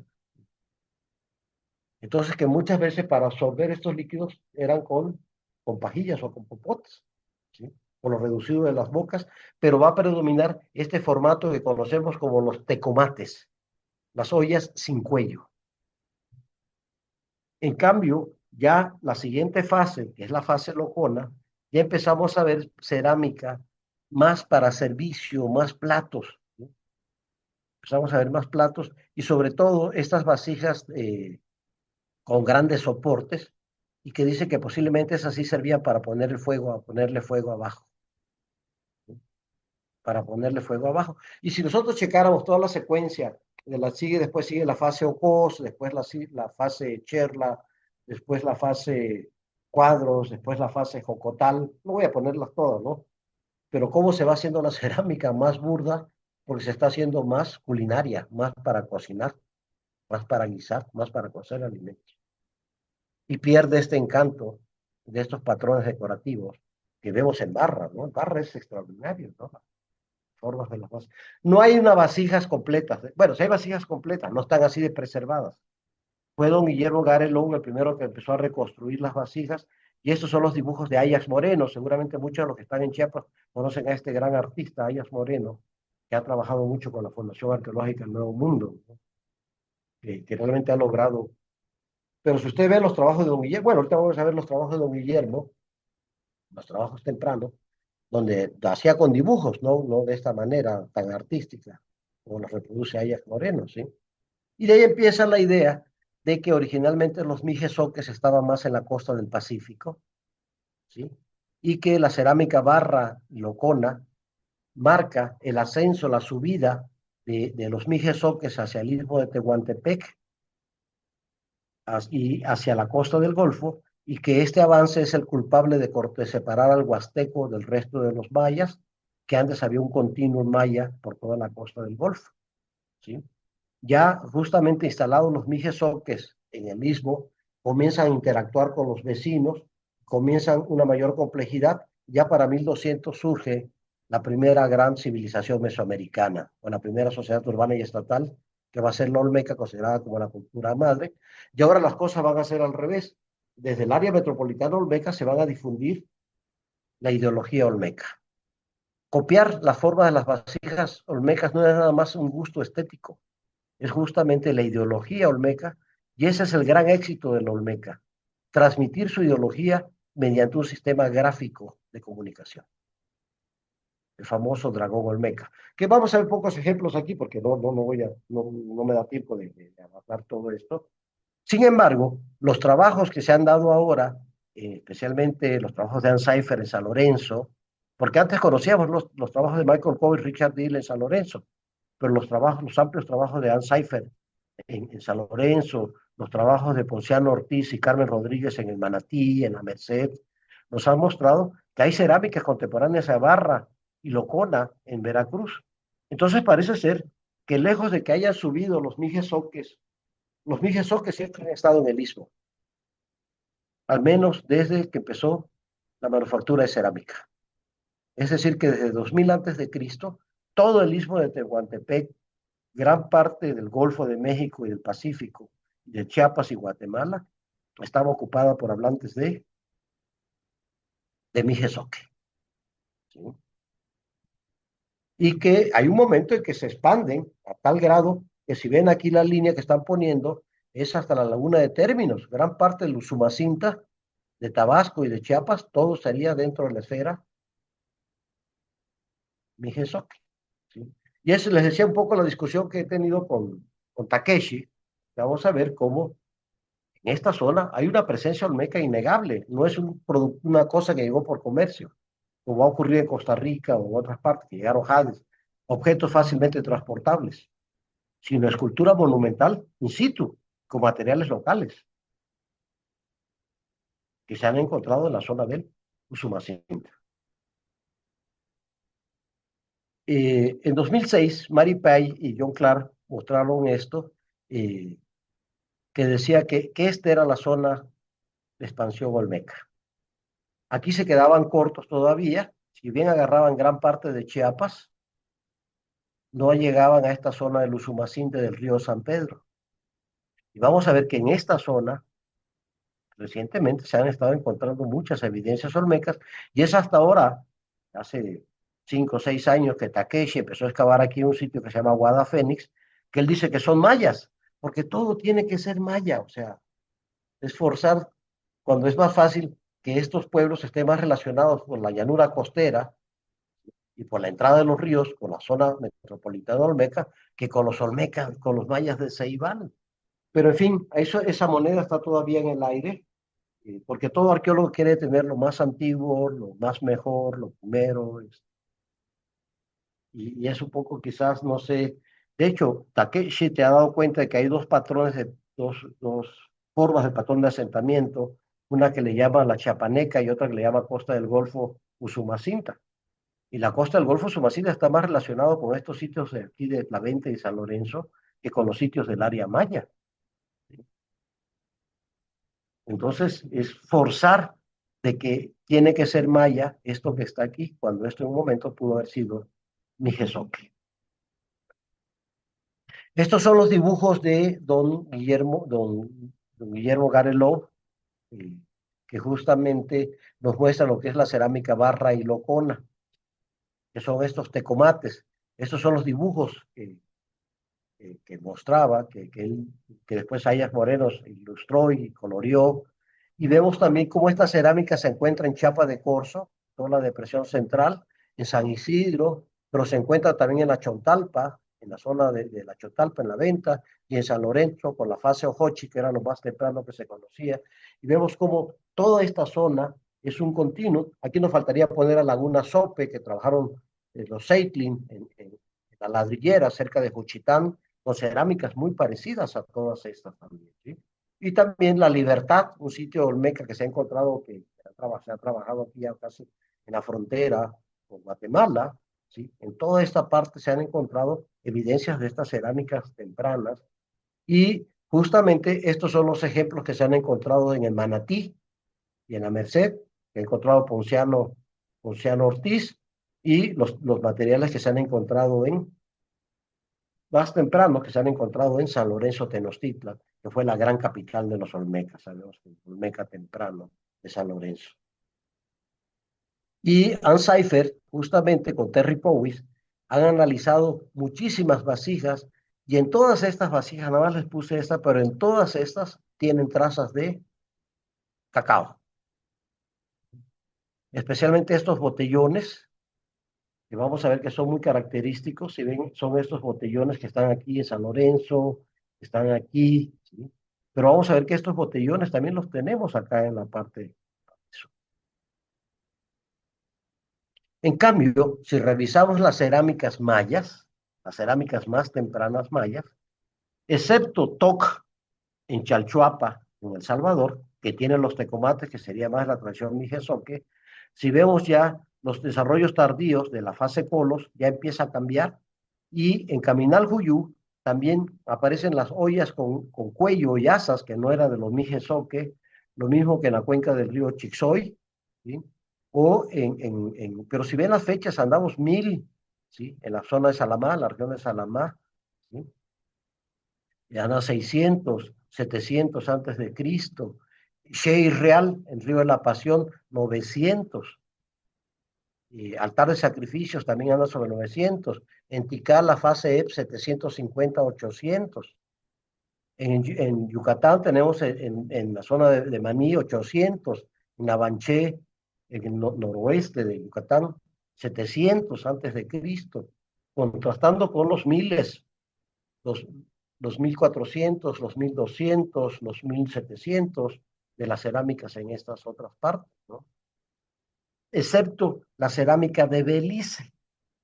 Recuerden que en Belice había una ocupación también de puntas de proyectil, Clovis y todo eso, y después se da un desarrollo de agricultores incipientes. Y ahí tenemos cerámicas muy tempranas, lo que es la cerámica en el sitio de Cuello, Belice, la fase Swayze y Bladen, que andaba hacia los 900.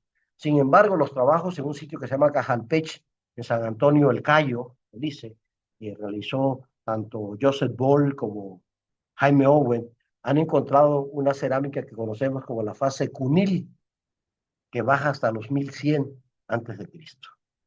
Pero si ven, la fase Cunil, que es la más temprana ahorita, recuerda las formas de los tecomates de la cerámica mijezoque.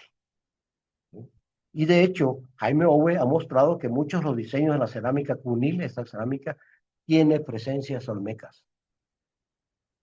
Y estas son las esferas cerámicas que conocemos, la fase She y Real, en Ceibal y Altar de Sacrificios, Epentical, Oche en el Mirador, Schweizer en el cuello, Ek en la parte del noreste de Yucatán, porque la fase Chihuán de Trinidad en Tabasco realmente es mijezoque, no es maya, que sería, voy a regresarme tantito porque sí me interesa mostrar esto. Esta es la cuenca del medio Sumacinta, la fase Chihuán, la depresión central, Chalchuapa en El Salvador, la costa de Chiapas, Laguna Sope en el Istmo y todo lo que es desde Tabasco, la Chontalpa y San Lorenzo, el Trapiche y Chalagüite por Chachalacas también que tiene desde García Payón había mostrado, y los trabajos de Leonor Merino en el Cuenca del Pánuco nos muestra que las cerámicas tempranas del Pánuco son idénticas a las de Barra y Locona. O sea que había una expansión muy importante y hasta el noreste de Honduras, como lo vamos a ver más adelante también. Estos son algunos diseños. Dice Jaime Owe que esta es la ceja flamígera que aparece entre los olmecas, la división cuatripartita de los olmecas también, que son los diseños que aparecen en la cerámica de la fase cunil, que sería la más temprana que conocemos en el área maya, y se ve que no es una cerámica que está balbuceando, una tecnología balbuceante, sino que es una tecnología desarrollada. En cambio, ya las cerámicas mayas del preclásico tardío y protoclásico, que es esta vajilla que se llama petén cerosa, que con su calidad cerosa al tacto, con los engobes naranjas, blancos y negros, ya eso ya se puede considerar de la familia lingüística maya, ¿sí? y especialmente en la fase chicanel se hacen unas vasijas extraordinarias de todo lo que es la petencerosa, y se cree que quien tiene que ver con la difusión de esta cerámica que va a llegar hasta Chiapa de Corzo por el oeste, va a llegar hasta Copán por el este, va a llegar al norte de la península de Yucatán, va a llegar a la región de la Usumacinta, es cuando comienza el proceso de mayanización de gran parte de la Usumacinta y de las tierras altas de Chiapas. Esto Joseph Ball lo encontró cuando trabajó la cerámica de Chincoteac también, ¿sí? Que las cerámicas tempranas anteriores a 300, 500 antes de Cristo no son mayas, y a partir de 300, 500 se empieza a encontrar esta cerámica naranja diagnóstica de los pueblos mayas. Sin duda, quien expandió esto fue Mirador. Mirador en Guatemala, sin duda, fue la ciudad más importante en el preclásico, los 500 años antes del nacimiento de Cristo. Y los complejos Danta, el Tigre, Monos, que son unos complejos arquitectónicos impresionantes, pero hay algo peculiar que ven en este dibujo. Todavía no existe la bóveda maya. Todos los techos son de materiales perecederos. Sin embargo, desde estos momentos se da toda una ideología de mascarones, de grandes mascarones modelados en estucos en las alfardas de estos edificios, ¿sí? Y que de eso pueden checar. Richard Hansen es muy activo en las redes sociales, siempre sube noticias de lo que está pasando en Mirador, ¿no? De todo lo que está ocurriendo en Mirador. Sin embargo, Mirador colapsa antes de que aparezcan las bóvedas. Entonces la ciudad se abandona. Y por eso en Mirador, como no hay una ocupación del clásico, la ciudad quedó como antigua Guatemala, que se abandona en el barroco antes de que empiece el neoclásico y se queda detenido en el tiempo.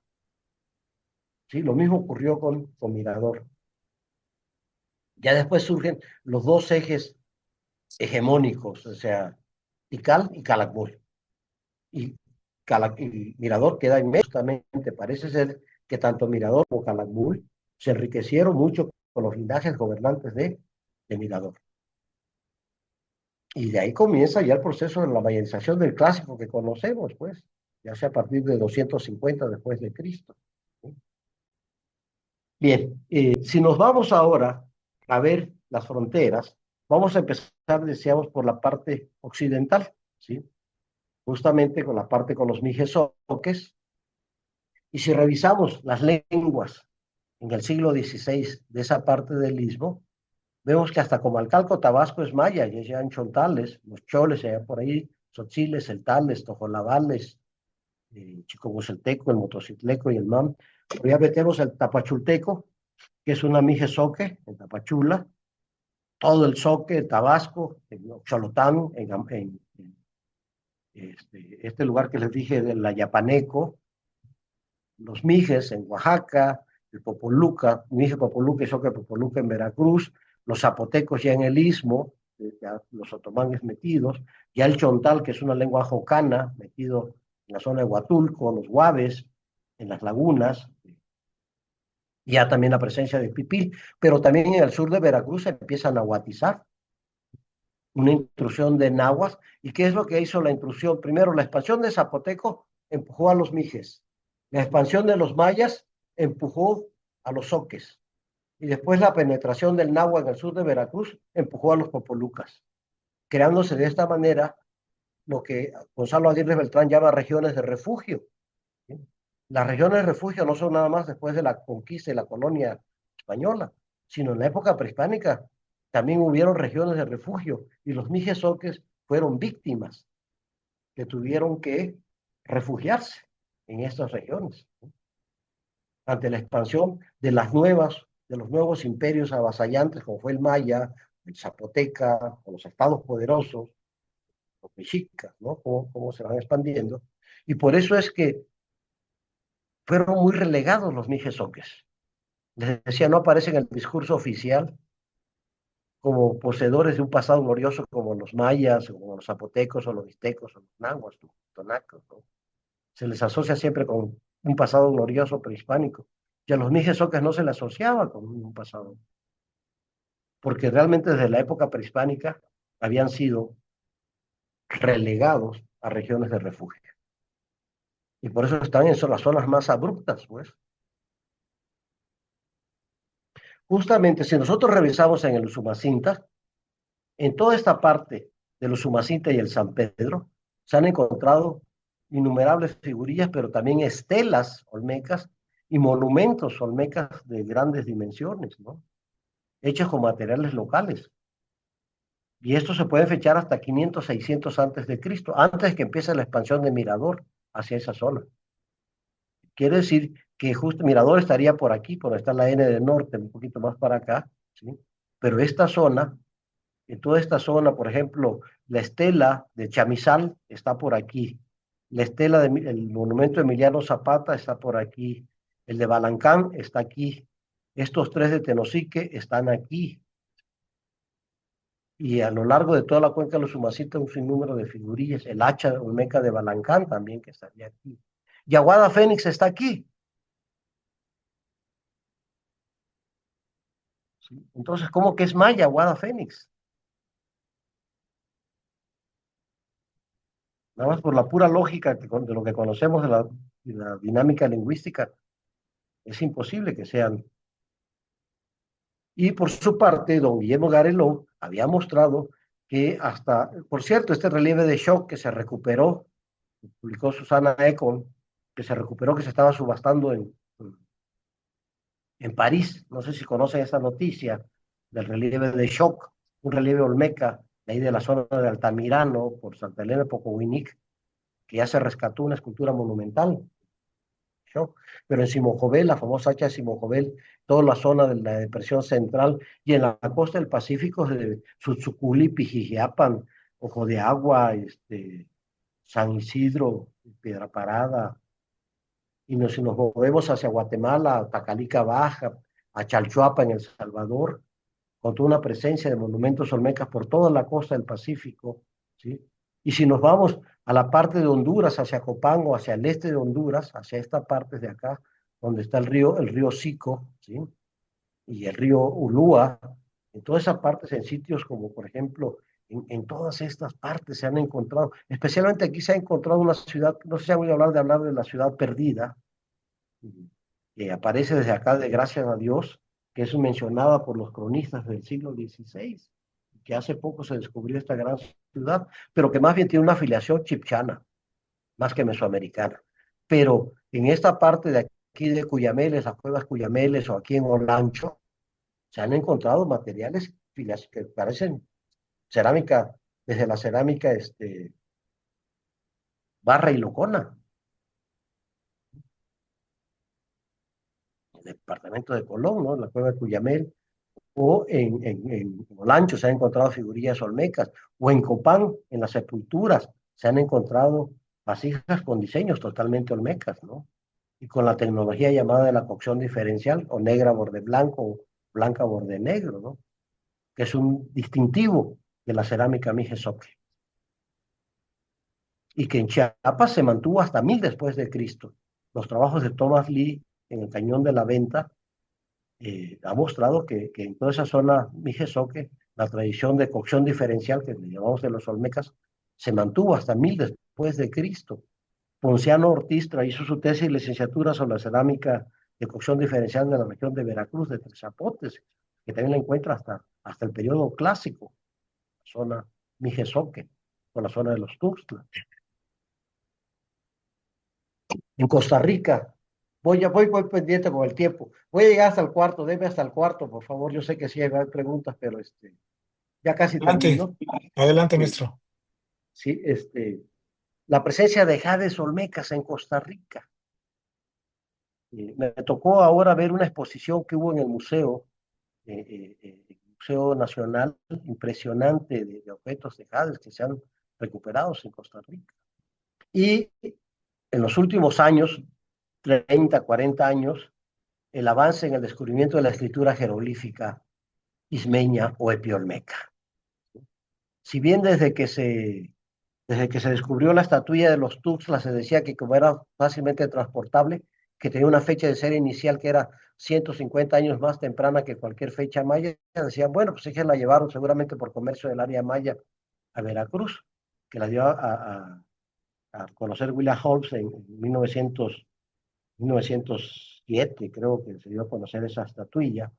Después aparece la estela C de Tres Zapotes, que pesa más de 400 kilos.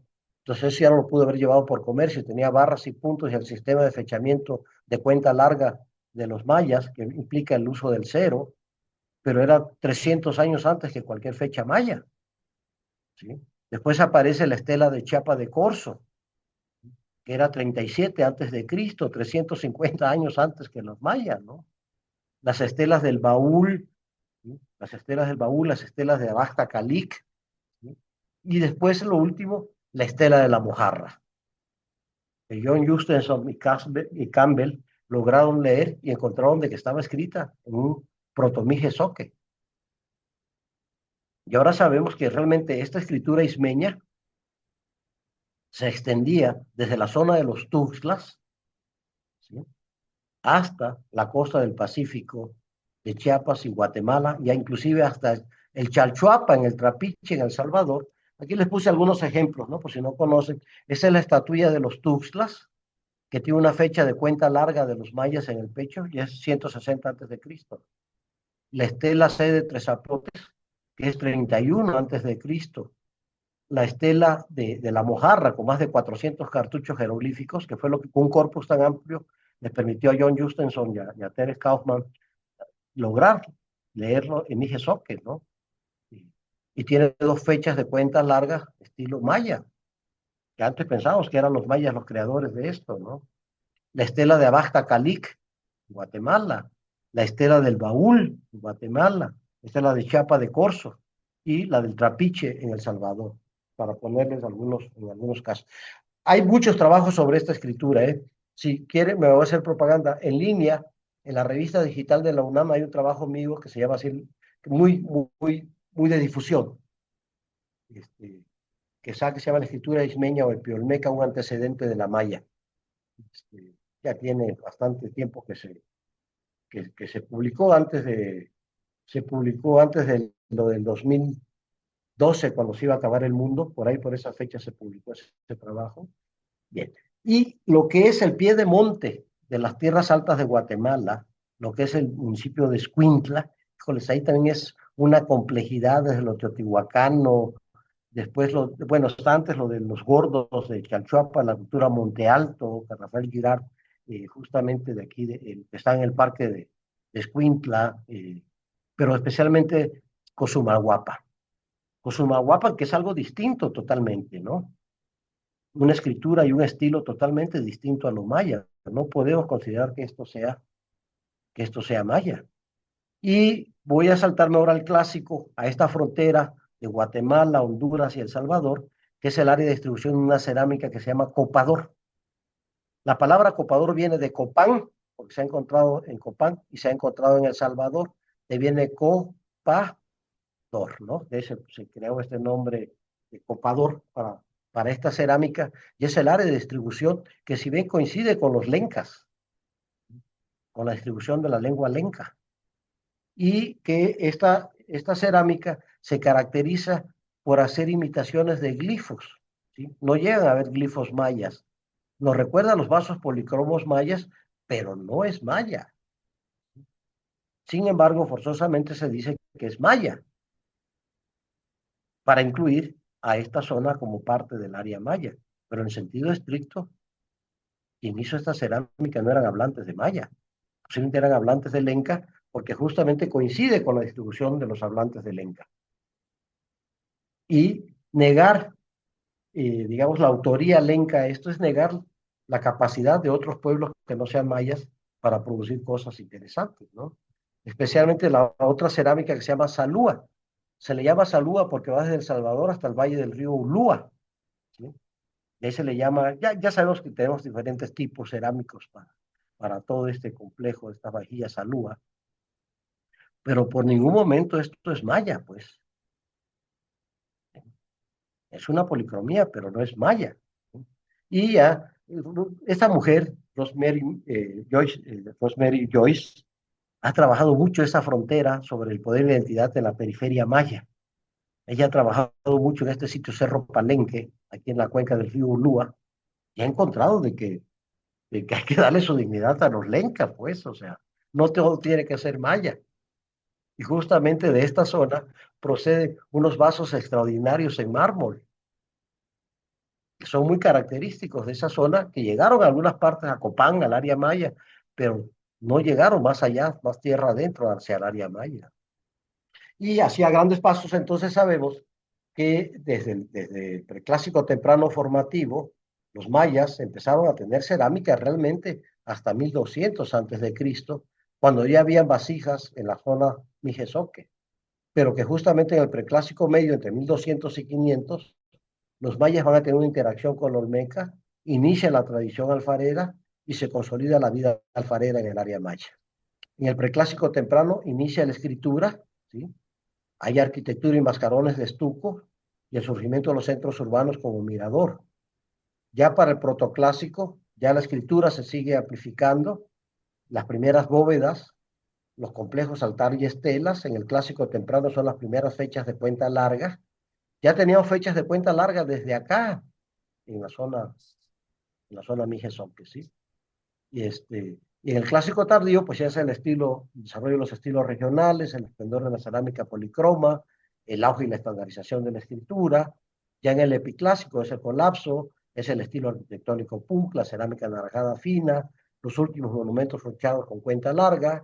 Para el posclásico temprano, ya tenemos la cerámica plomiza que se fabricaba en la frontera de Guatemala y Chiapas, que se distribuyó por gran parte de Mesoamérica, la interacción Chichen Itzá y Tula, ¿sí?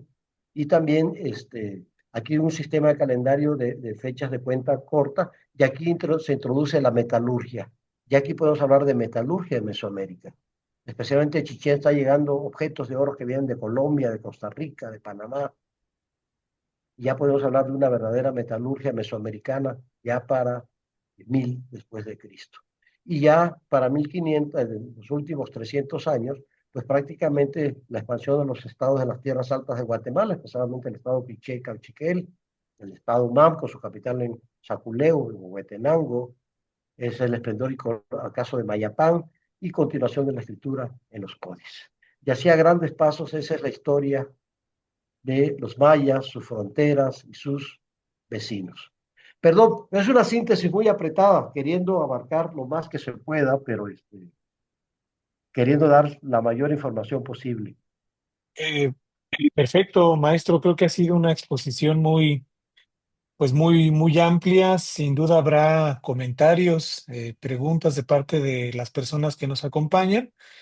Antes de cederles la palabra a quien así lo disponga y antes de que también Gerardo nos ayude ahí, tal vez a leer algunos de los comentarios en el chat, a mí me gustaría comentar, maestro, que me parece que su exposición, tanto la del el martes pasado como la de hoy, pues ayudan a hacernos de otra imagen de esto que llamamos el universo maya, ¿no? Es probable que el sentido común en relación al universo de lo maya, pues sea un cuanto monolítico, ¿no? Al mismo tiempo un poco difuso.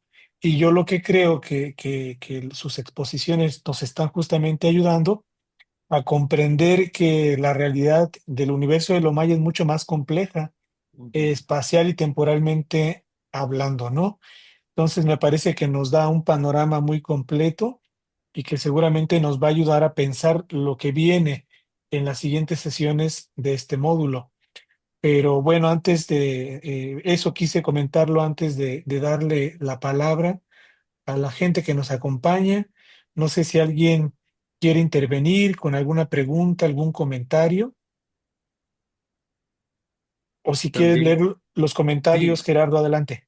también hay algunos comentarios aquí en el chat. Bueno, a las 5:54, cuando se refirió el doctor Pérez a Mashimón, hubo reacciones por parte del público, de los estudiantes y las estudiantes que nos acompañan. Blanca Mónica Marín escribió, es mi tema de investigación. Vero Vivar Bueno, ahí dijo, entre alegre Mashimón. los ¿Ah? trabajos hay unos trabajos de este muchacho guatemalteco, Rilaj Mam, ¿cómo se llama? Quiero acordarme, de esta persona que tiene un libro extraordinario sobre el Mashimón, Sobre que se llama Mashimón. Rilaj Mam. Sí, entonces Blanca Mónica ya pidió la palabra. Si quiere, Perfecto. aprovechamos Sí, para que intervenga claro, de una vez y comenzamos la plática. sí. Adelante, Adelante, Blanca. Blanca. Gusto. El libro que usted menciona es de Alberto Vallejo Reina. Alberto Vallejo, exactamente. Sí. Sí, sí, sí, sí lo conozco el texto. Yo también trabajo el culto, pero trabajo la versión mestiza. De la de San Simón en San Andrés Iztapa Sí, o la de pero sobre todo en Nahualá. las mesas sagradas. Muy Muy bien, bien. Mónica. Gracias, Mónica, por intervenir. Jonathan, adelante, lo escuchamos. Tiene apagado su micrófono, Jonathan. Ya, perfecto. Ahora sí. El Sí, micrófono sigue ahí, ahí, ahora. Se volvió a apagar. Tiene Jonathan, no, apagado el micrófono, Jonathan. Ahí ahí ahora está. está. sí, ya no lo mueva. ¿Ya? Ok. Sí, Sí, Buenas noches, pues gracias por la exposición que fue muy compleja, difícil de digerir, pero muy bueno. Bueno, no, no es una pregunta, sino más bien como que comprendí una parte, ¿no? De lo que tenía confusión en algún momento.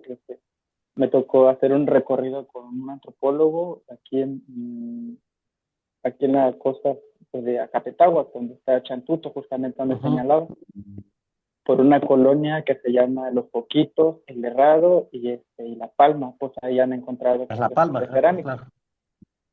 Sí, exacto, que en algún momento pues se pensaba que pues, de los mames, ¿no? Pues ya aclara que son de los toques, ¿no? De los Mijesoc, sí. mígenes. Ingesoc. Ajá, ajá.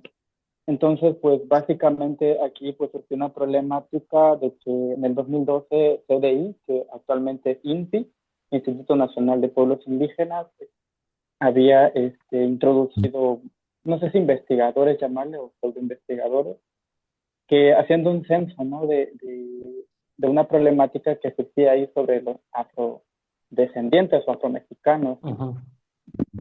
Que habían residido en nuestras regiones muchos años atrás.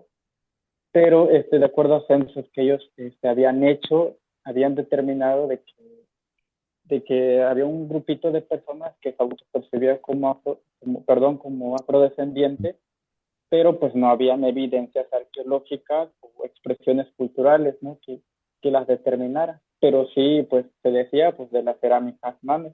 Entonces, por lo tanto, llegan a no como llamarlo como determinación, de llamarlos como afromames, ¿no? Es un concepto que ellos empezaron a utilizar, que igual pues esa publicación creo que se encuentra en INPI, de aquí que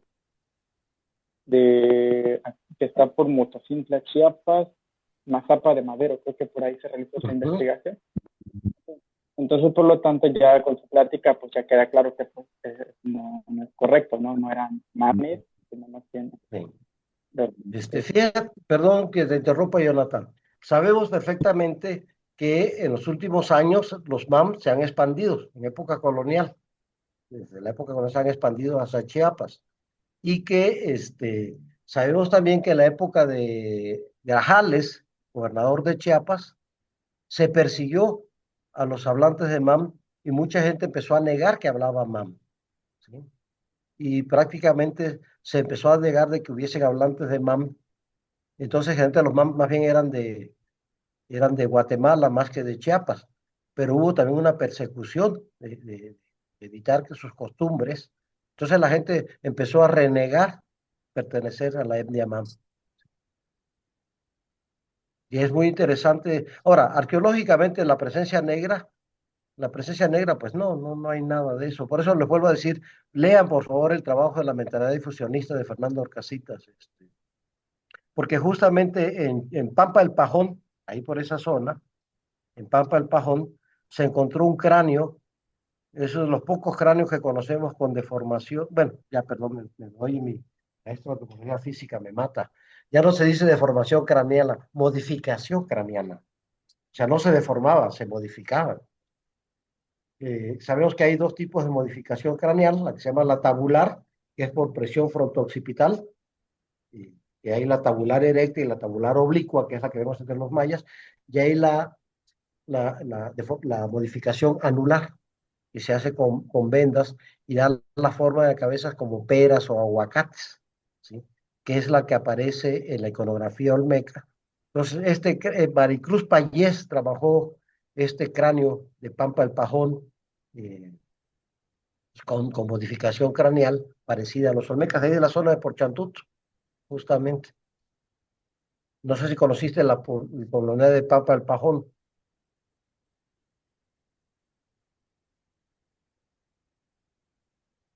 Parece que Pero sí, Jonathan, Sí, bueno, sigo con los Mapastepec, ejemplos. Julio César dice que es Mapastepec, Pampa del Mapastepec, Pajón. Chiapas, Sí. correcto.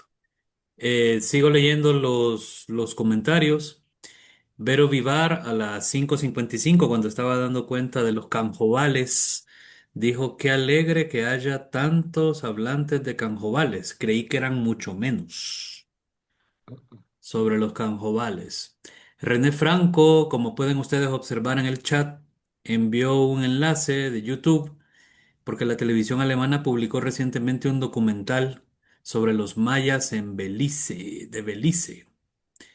Y bueno, lo de Mapastepec, y Jonathan dice: muchas gracias, doctor Pérez. Oiga, perdón, me interesa, güey, voy a ver si puedo abrir, si puedo guardar ese chat de lo del documental de los mayas de Belice. Sí, ahí donde tal cual dice chat, Chat, se David. lo, si se lo no, voy a... maestro, le puedo enviar por correo electrónico el Ah, enlace también, que nos mejor. compartió Ah, René se los voy a Franco. agradecer, se los voy a Sí, con gusto agradecer. se lo mandamos.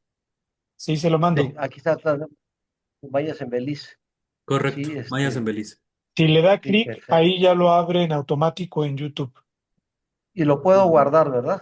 Sí, claro. Sí, Semitas del Eh, Santeúi, aquí en Plaza soy Perdón, perdón ahí, permíteme alguien. tantito. sí. Sí, No sé si hay otra pregunta, tenemos todavía unos 5 minutos más. No, te voy a agradecer si me lo mandan después a mi correo, si es tan Sí, cómo amable. no, claro, con claro gusto. que sí. Soy medio lento para esto de la tecnología.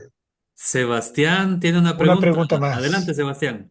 Muchas gracias, maestro, Hay alguien que tiene abierto el micrófono. por las dos clases Es Sebastián. de... Está haciendo una pregunta. Ah, creo que fui yo. Sí, no se preocupe. Sí, Espera, muchísimas gracias por ambas déjeme. Creo clases que abrí yo lo de. que se ve la complejidad Déjeme ver de los cómo, pueblos cómo. precolombinos y de, pues sí, cómo se sobreponen Permíteme, ahorita no sé las... cómo apagar esto. Ah, No, ok. maestro, lo que pasa es que Sebastián está haciendo un comentario. Ya, si nos escucha a nosotros, maestro, Sebastián estaba haciendo un comentario. ¿Le damos la palabra? Sí, por favor. Estoy bien, estoy tratando de eliminar que yo estoy oyendo el documental. Y si cierra la ventana, maestro, Ya completamente lo vi, la... ya lo vi, ya lo vi. Ya, perdón. Mil Perfecto, disculpas. Vale, no se no pasa preocupe. nada. No, pues únicamente pues agradecer de la verdad súper interesante el tema y me voy sorprendido con toda la complejidad de los pueblos originarios, de que pues que es una pues región muy dinámica de tanto el universo maya, sus vecinos, y de pues mi pregunta que le quería hacer es ahorita cómo se sobreponen las actuales de fronteras políticas con toda esta historia y diversidad cultural. Y una pregunta, a lo mejor ya un poquito más personal, de sobre el mural de la batalla en Cacaxtla, que también, a pesar de que ya está en el altiplano, pues aparentemente, o una de las teorías es que representa a pueblos mayas, ¿verdad? Y pues sí, esto también pues refleja un poquito del dinamismo de que a pesar de que están tan alejados de distancia, pues al parecer hubo interacciones, ¿verdad? Con esta zona Sí, arqueológica. justamente entre 800 y 1000, que es lo que se llama el epiclásico o clásico terminal, se le conoce como un momento de eclecticismo. Y les decía que en el altiplano, de aquí dicen, son mexicanos mayanizados. Pero si usted revisa lo que es las últimas estelas de Ceibal en Guatemala, ¿sí? dicen son mayas mexicanizados, porque justamente es muy ecléctico, porque como no hay nadie que imponga la moda, por decir eso, se dan estos híbridos. Y por eso en Xochicalco parece maya también, ¿sí? En el PUC, en Yucatán, encontramos en algo que parece muy del centro de México, y se debe más bien a la difusión de contactos transculturales para esos momentos. Ahora, si fueron mayas los que pintaron los de Cacaxtla, pues no escribían en maya, sino la escritura está en la escritura de ahí, y justamente posiblemente alguna gente dice que se inspiraron en vasijas mayas, ¿sí? Los pintores. Otra gente dice que pintores mayas llegaron a Cacaxtla.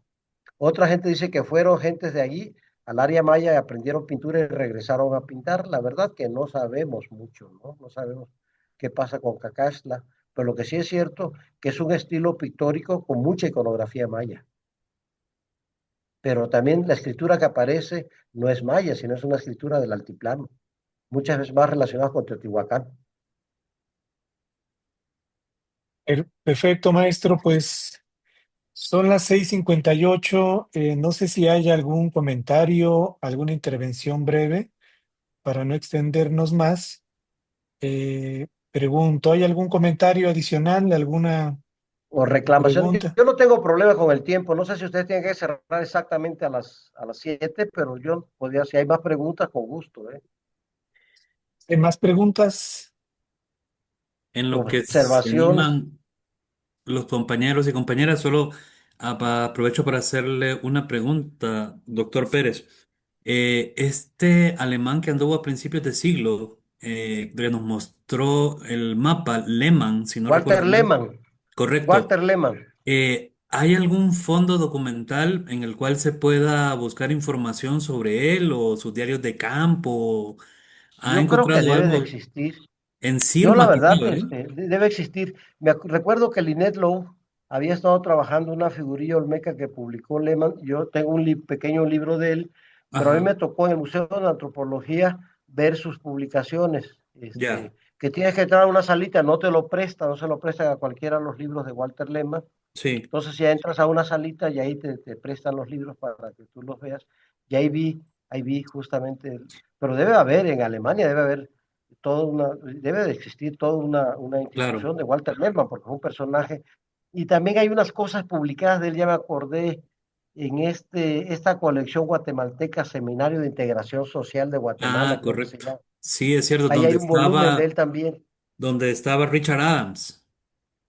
Sí, hay un volumen recuerdo que hay uno de los volúmenes, ese trabajo de Lehmann. Perfecto. Sí, Es que, Seminario de Integración Social se llama, ¿verdad? ajá, Esa sí, sí, colección. correcto. Sí, que ahí están también estas obras de Weigley y otros antropólogos que anduvieron en los Muchos, sí, años sí. 30. Ajá, Sí. perfecto. Muchas gracias por la información. Maestro, muchas gracias. Pues si no hay otras preguntas o comentarios, pues no nos queda más que darle las gracias, maestro Tomás, por estas dos ¿No? intervenciones. Si no hay preguntas, Han quedaron convencidos, creo. Si no hay preguntas, No, porque quedaron convencidos. lo interesante, maestro, es que en la página del diplomado nos permitimos compartir su correo electrónico, de modo que si hay comentarios, dudas o la gente quiere hacerle alguna consulta posteriormente, pues Con gusto, que se ¿no? pueda realizar. Pues agradecerle mucho, maestro, nuevamente. Seguramente algunas de nosotras lo buscaremos y Sí. pues darle las gracias a nombre de los coordinadores. Y Hay un, la sesión que viene es el próximo jueves. Es la tercera sesión de este segundo módulo que va a estar a cargo del doctor David del Ángel García y ujú. lleva por título Cosmologías Mayas Contemporáneas. De modo que, Recuerde, perdóname, perdón, Gerardo, Robert. Sí, dale. de modo que, como comentaba hace rato, las dos intervenciones que usted hizo seguramente nos van a ser de mucha utilidad para escuchar lo que nos tiene preparado también el doctor David. Yo los Sí, martes no puedo entrar, pero si puedo entrar los jueves como oyente, porque yo los martes doy clases Bienvenido. Voy a tratar, Será voy a bienvenido. tratar de conectarme. Sí. Dice Héctor Hernández, dice, tremendo todo lo que ha compartido el doctor Tomás, muchísimas gracias. Y les recuerdo a los compañeros y compañeras centroamericanas y centroamericanos que el martes no habrá clase porque aquí en México es asueto, a diferencia de nuestros países en Centroamérica, que solo celebramos el Claro. 15 de septiembre, aquí hay un desfile y el 16 es feriado también. Pero en Es Costa Rica sí es feriado, ¿no? El 16 creo, ¿no? No lo Costa sé si Rica. el 16, ¿verdad? Pero en El Me tocó Salvador y estar el año Guatemala no. pasado. Ah, bueno, bueno, vamos perfecto. dice por ahí René Franco, vamos al grito. De modo que quien esté en México, en la En Ciudad de Hidalgo está México, René. pues adelante. Dice Oigan, igual a que los que estén en México, perdón, voy a echarme un comercialote. El sábado 27, en la Feria Internacional del Libro del Museo de Antropología, se me va a hacer un homenaje. Ujú. El felicidades, sábado maestro, pues 27 Muchas a las 11 felicidades. de la mañana, me va, bueno, se me va a hacer un homenaje y después voy a dar una conferencia sobre contorsionistas olmecas. habrá transmisión en vivo, maestro, No sé, sinceramente. a lo Y mejor Porque el en el podemos canal 24, aprovechar.